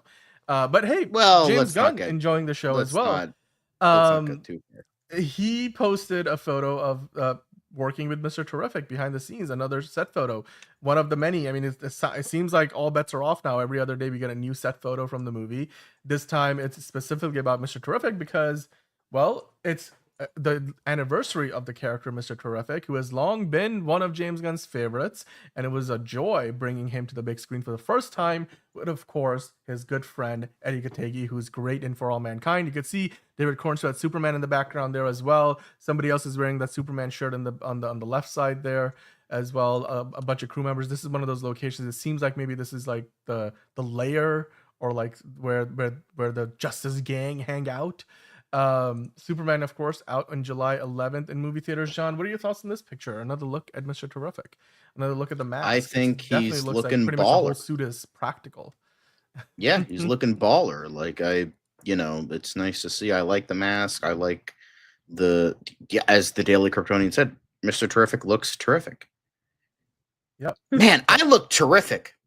Say that again. I feel terrific. Yeah, there we go.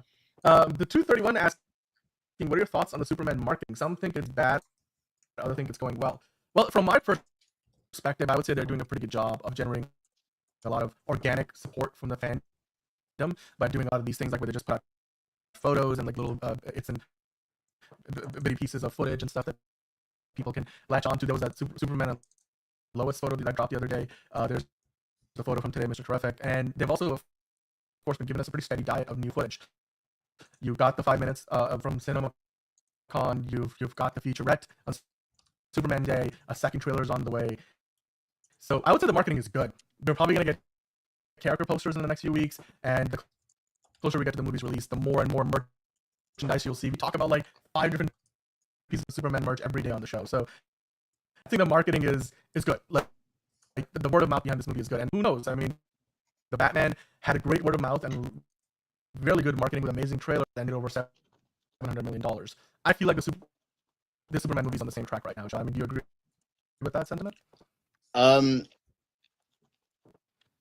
it was really hard for you to.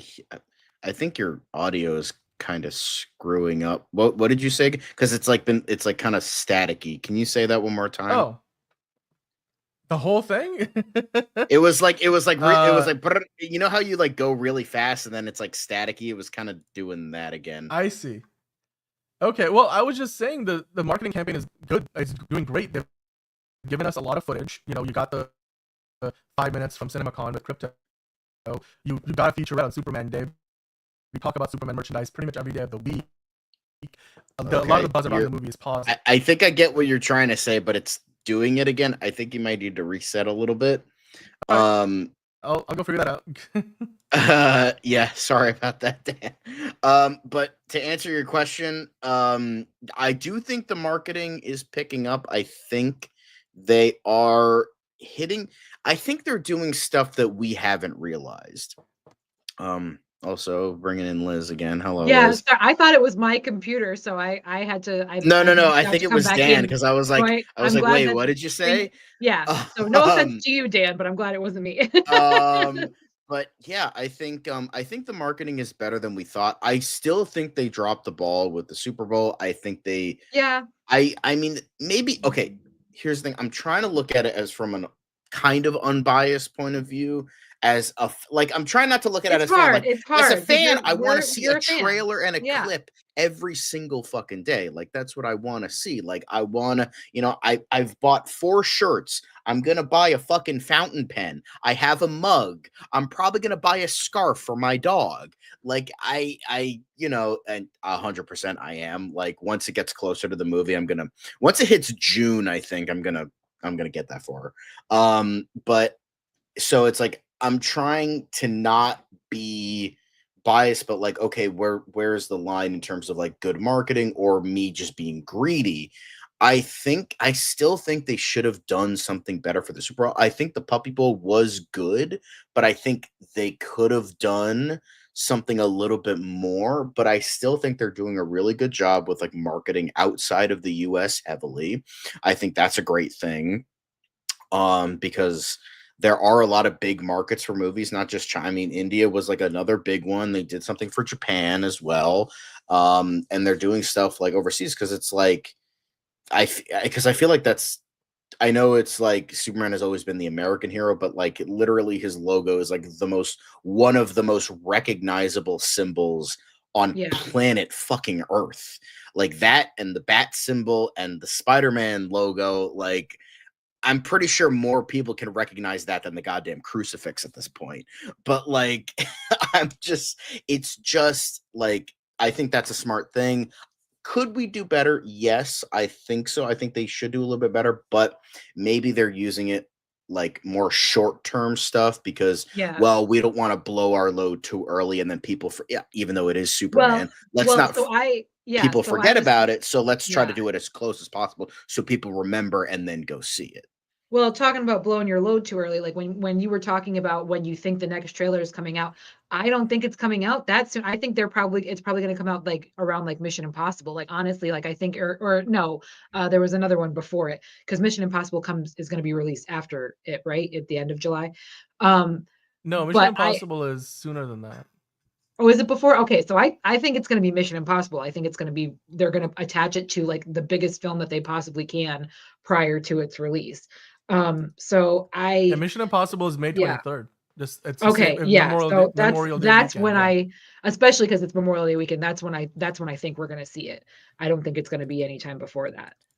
Yeah. But is my audio good? Am I back? Yeah, It's good now, now you're yeah. much better. Yeah, I don't know what was going on there, but basically what I was Yeah. trying to say is like there's been a steady stream of Superman content. From the trailer that we got in December to the CinemaCon 5 minutes of footage. We got the featurette on Superman Day. We talk about a million different merchandise things from Superman pretty much every day. All the different collaborations, whether it was with the BBFC on a trading card, or whether it's like a reading book, for kids, or coloring books, or Halloween costumes, or Superman boxer briefs, which I'll probably be ordering off Amazon. There's literally Superman stuff everywhere. So from a awareness standpoint, they're doing a great job, and a lot of the buzz is positive. Yeah, for some people it might be too much, but you don't have to consume everything. You can just turn away and not think about it. By the way, Hunter Iggy just joined in saying, "Remember what James Gunn said? If it does not come from me, it's not true." It's that, and he did say that. He did very much say that. So, as far as all the rumors go, I mean, unless James Gunn confirms it, the whole monkey thing. What was it? The mutant monkeys situation. Yeah, we're not really going to address it too much until we hear from James Gunn about it, but we did address it the day that rumor came out. And yeah, I mean, Lilo and Stitch also comes out in May. May has a bunch of big movies that they can put the trailer behind. So, including Final Destination, which is the Warner Brothers' own movie. Although I don't think they did put the last big thing behind Minecraft. So they try to give Minecraft a bump. Although clearly Minecraft didn't need it at the end of the day. But maybe they think that Final Destination could take advantage of that. So I would say the marketing is good. And the point I was trying to make earlier is, this is similar to what they did with the Batman marketing, and the trailers were amazing, and everything else around it was pretty good. All the buzz was positive, and that led to the Batman making over $700 million. I feel like right now the Superman movie's on a similar trajectory. Can it do even better than the Batman did? We'll have to wait and see. It comes out in the middle of the summer months. Yeah, we'll have to wait. Yeah, it will have a lot of competition too, because like 2 weeks after that, Fantastic Four comes out, and yes, that's not gonna completely take away the audience for Superman, because a lot of people would have gone to see it in the first couple of weeks, but it does provide competition, and then it doesn't let up, because we went over the movie schedule earlier in the show. There's a lot of good movies coming out in August as well, so we'll just have to wait and see. We'll have to wait and see how well it does. But in the meantime, let's move on to the next thing. I wanted to actually, we already looked at this, but I figured we can show again. This shot here is from that same image earlier, and then of course what do they call it? The T-spheres. Those are definitely prominently being featured in this movie as well.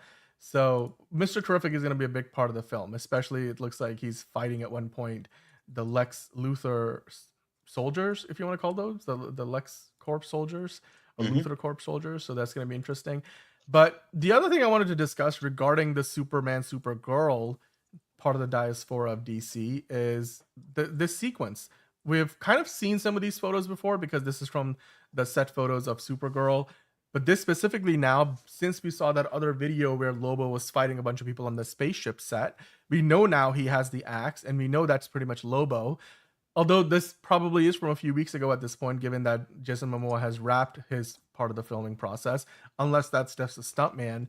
But Supergirl is fighting Lobo clearly here. So I do wonder, John, how does this figure into the story? Will Supergirl and Lobo have a huge fight? Do they end up on the same side? Is Lobo the bad guy? Like, what do you think is going on here?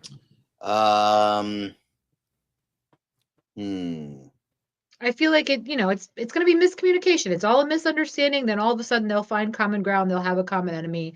Then they'll team up, and it'll be sweet. Knowing nothing about the characters. I think, I mean, it would make sense for Lobo to fight Supergirl, because he's more like anti-hero villain.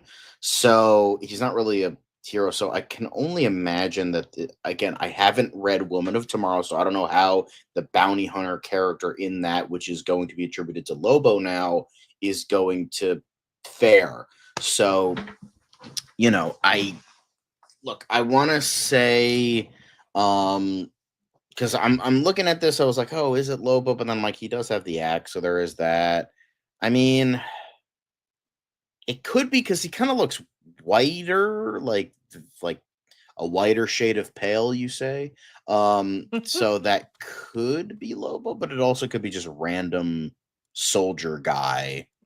So I don't know if that's actually him. I'm gonna reserve doubts, but if it is him, I think we would get a pretty cool fight scene, kind of reminiscent of the scene from Last Crusade where Indiana Jones is fighting the Nazi on top of the tank, kind of giving me that vibes a little bit. Definitely, I mean, this seems like an adventure movie, so that makes sense. I mean, like Elite Easy is saying, hopefully Lobo is playing more of a villain here before he takes more of a turn for the good side, like more of an anti-hero hero. I'm sure if they're gonna give him his own movie, he's probably end up being like an anti-hero, less so a villain. Main Man fan saying Momoa likes to hang out at Pappy's in Pioneer Town, California, and he's super nice to everyone. Shh, don't tell anyone. But it looks like Main Man fan has met him. That sounds fun. That sounds nice. Me too. Yeah, I mean, Liz, you've met Jason Momoa yourself. That's I sure have. awesome. Lovely man. Amazing. I'm certainly jealous. Antonio saying he's getting tired of the male Karens crying about the Superman movie. If you don't like it, don't watch it. You're not forced to watch it. Yeah, We call them Antonio. Richards. Call them Richards. You can say that pretty much about any movie that you don't care for. Don't watch it. Like it's there's Right. plenty of other movies out there. So Sure. art hits everybody differently. And so if you're not a fan, you're not a fan. That's okay. You're probably a fan of something else, and then some people are not a fan of what you are a fan of, and therefore we all have different things we can enjoy. But today we are talking about DC. So let's talk about Clayface, shall we? Clayface is now, according to Humberto Gonzalez, who works for The Wrap, man. it looks like this Clayface movie is set to begin production on October 1st of this year. It's set for a September 11th release next year. John, I want to get your opinion on this. Do you think this is a feasible date? Do you think this is true? And if it is, then do you think they have enough time to turn this thing around? Because that would mean they have just under a year to film it, to get it through post-production, and get it out in theaters. But given that this is not like $100 million production, at least not that we're aware of, do you think that's more a good horror-based? Yeah. So I can imagine outside of the effects, which I don't think will. My personal opinion, I think we're going to get like a Clayface transformation probably much later on in the movie, maybe like the midway point. So it's probably not going to be a shit ton of effects. So there's probably going to need to be less time on CGI and more of a focus on either practicals or just like a grounded like Gotham. So whatever they decide to do, I think that'll be really interesting. And I think it's a really, even though it wasn't originally part of the plan, even though that's against what the Joker says, because it's all part of the plan. I think it's kind of a cool way to introduce a Batman character that is like a villain that's kind of being like anti-hero vibes.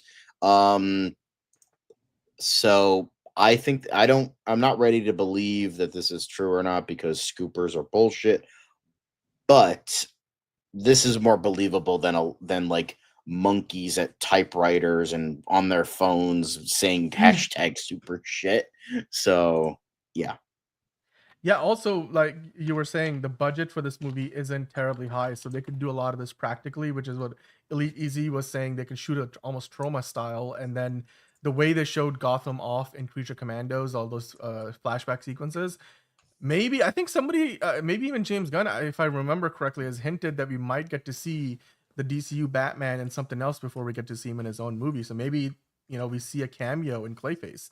It wouldn't be the first time that would have happened. Although Ben Affleck never ended up having his own solo movie, he did have a bunch of cameos in the first Suicide Squad film. So yeah, I wouldn't be surprised to see Batman show up at some point. But then again, this story is meant to be, like you said, much more contained on a smaller scale and likely a lot more practical effects, similar in budget to what Blue Beetle originally had, and then they kind of boosted the budget because they wanted to release it theatrically. So it'll be interesting to see how they approach this movie, because if you're not spending 75, 80, 90 million dollars, you can't really afford to have too many sequences where you have an entirely CG Clayface. So it would be fun to see again the approach to take, the design of the character that they choose to showcase. And obviously there's more than one Clayface at this point in the DCU, so how will this story tie into the larger cinematic universe? That will be also a question on many people's minds. And this will be following up a Green Lantern show that comes out next year, and Supergirl. So this could be a nice palate cleanser, something that's much more contained, much smaller in scale than obviously Supergirl being a cosmic adventure, Lanterns being this detective mystery thriller, which will obviously have some cosmic elements given the characters at the core of that story. So Clayface could be much more grounded, street level stuff that people can kind of dig essentially as well. Kind of Joker-esque with Venom elements. Hopefully it's, more like the first Joker that a lot of people liked rather than Venom or Folie à Deux, even though I prefer Folie à Deux, but that's just me. But because I think Mike Flanagan writing a script, and I think James Watkins, even though I didn't love Speak No Evil, I think he is a good enough director and he's done good work in the past that I have liked outside of that movie, that I think he can make this work. Would I prefer Mike Flanagan writing it or Mike Flanagan directing it? Yes. However, the man has 15 projects. The man's working on Dark Tower, Carrie, he's got to promote Life of Chuck. He's got to do this. He's got to do the bro is busy for the next 5 years. So I understand if he can't do that. So I think James Watkins filling that role should be okay. Yeah. And like Enterprising was saying, not Enterprising, EZ was saying, yeah, not every movie needs to be $300 million. That doesn't need to be that expensive. You can make something much smaller. I think that's part of what DC Studios wants to prove here, that you can make a great movie with a smaller budget, be more budget conscious, especially Warner Brothers Discovery. They don't have a lot of money to throw away. So I think this is a good move on their part, especially if it works well in their favor. And then, of course, we had Five Ash saying Mike Flanagan is a great director and writer. So Five Ash, it sounds like you're looking forward to it. And Jalen suggesting that he just has a feeling that we're gonna get Batman in this movie, which you know what? If we get a cameo, I wouldn't be surprised and I would be happy to see it. But with that in mind, let's move on to our main story of the day from DCU Daily, and that is, of course, the Sergeant Rock stuff. There's two seemingly contradicting stories that came out today. One from the Wrap, which we'll talk about first, and then we'll go on to the Deadline story that released literally within a half hour after the report in the Wrap came out. But essentially, in the Wrap, it comes to us from Humberto Gonzalez and Drew Taylor, the two of them reporting that Luca Guadagnino's DC movie Sergeant Rock has been scrapped. The script for the project was written by Guadagnino's Challenger and queer collaborator Justin Kuritskas, I think that's how you say it, and it would have starred Colin Farrell, who was allegedly. Well, yes, but they're not the only ones saying that he was circling the project at least. And the reason why they say it was canceled is because, well, there's a number of different factors. Then they said it came down to scheduling the film, which it would have required a lot of exterior shots. It needed to start production this summer, and it just wasn't going to make its date. And the budget wasn't an issue because it was meant to be something that came in under $70 million, kind of similar to Clayface, a little bit higher than Clayface, but again, not a $150 million movie. And they say that it was meant to film, like I said, this summer. It wasn't going to be a really expansive movie. Luca Guadagnino, I think in the Deadline report, they mentioned he was even scouting locations. It just, to me, feels like, it feels weird. Like, why would you cancel it because you couldn't make the timeline? I know Luca Guadagnino has at least one other movie lined up beyond this, so maybe he has the American Psycho remake. I know that. So, I mean, John, what do you think about this report? We're going to talk about the Deadline one in a bit, which is a little more positive, but according to the Wrap, the movie has been canceled. Do you believe it? Do you believe that that's actually what's happening here? You know what I think? I think this was a movie that was personally, I think it was a movie that was never supposed to happen. It was just alleged talks and rumors, and then it got leaked that it was happening, and then they had to just kind of roll with it, and then they're just giving a bullshit. Oh yeah, because of scheduling. Yeah, sure, it's canceled. I don't think that this was ever actually going to happen, and now they're yeah. just kind of just saying, yeah, it's canceled, guys. But I don't think it was ever supposed to happen, and they're just kind of throwing it under the rug now. I mean, I personally always felt the coverage around this movie was a little off. Like something was off about it. With like it just never seemed like it was that for long. But then again, James Gunn and Peter Safran were both talking about it at that press event earlier this year, and they seemed to be pretty coy in the sense that they were almost like saying, "We're not saying it's happening, but it might be happening. We're not confirming it, but it could be a thing." So people started believing that it was actually a thing. But I mean, if you read the Deadline report, which came out, like I said, within a half hour of the Wrap report, it came out after the Wrap report. So whereas the Wrap is reporting that the movie's canceled, a Deadline reports that the movie Sergeant Rock has halted pre-production, like Super Blink was saying, it's not canceled. And instead, it's now eyeing a summer 2026 production date. So again, the Wrap report mentioned that it was meant to film this summer. And like I said earlier, in this report, they mentioned that Luca Guadagnino has even been basically looking at locations. He was location scouting for this already. But according to the article, I'll read a little bit of this. While the film was supposed to enter production in the coming months, we're now told it will look to shoot next summer. Studio insiders said that ultimately shooting this summer was untenable, as the team would have had to rush through prep to hit the right weather conditions at the right time. The film is being shot primarily on location in the UK, and shooting exteriors in the dead of winter would not have been optimal conditions for cast, crew, and equipment. So it looks like those are the big reasons why they paused it. And later on in the article, they mentioned that Sergeant Rock news comes as a shock, as the film was greenlit months ago with a roughly $65 million budget, and it planned to shoot this August, which lines up with what the Wrap was saying as well. And then sources close to the project say that Guadagnino was scouting locations last week, and the studio was far down the line with Alien Romulus breakout David Johnson to join Colin Farrell, as well as Challenger star Mike Feist, who also had an offer. So they had multiple people lined up for this movie already. And it just seems like they decided that, you know what, we're going to sit on this for a little bit longer because we won't be able to get it up and running this year. My question to you would be, of course, Liz and John, you see Guadagnino has multiple other projects lined up. Do you think with changing the production date for this to next year, they'll still be able to keep Guadagnino around as a director? Because obviously that's a big part of the whole package. I mean, I hope so. It sounds like he was committed to being a part of it, but I agree with John. I think the storyline just kind of got away from itself, and just to appease fans, they were saying, yes, we're going through with it, and these are the things we're trying to accomplish. But in reality, what they should have said was, hey, yeah, we'd love to do it. We just don't know at what point it'll happen.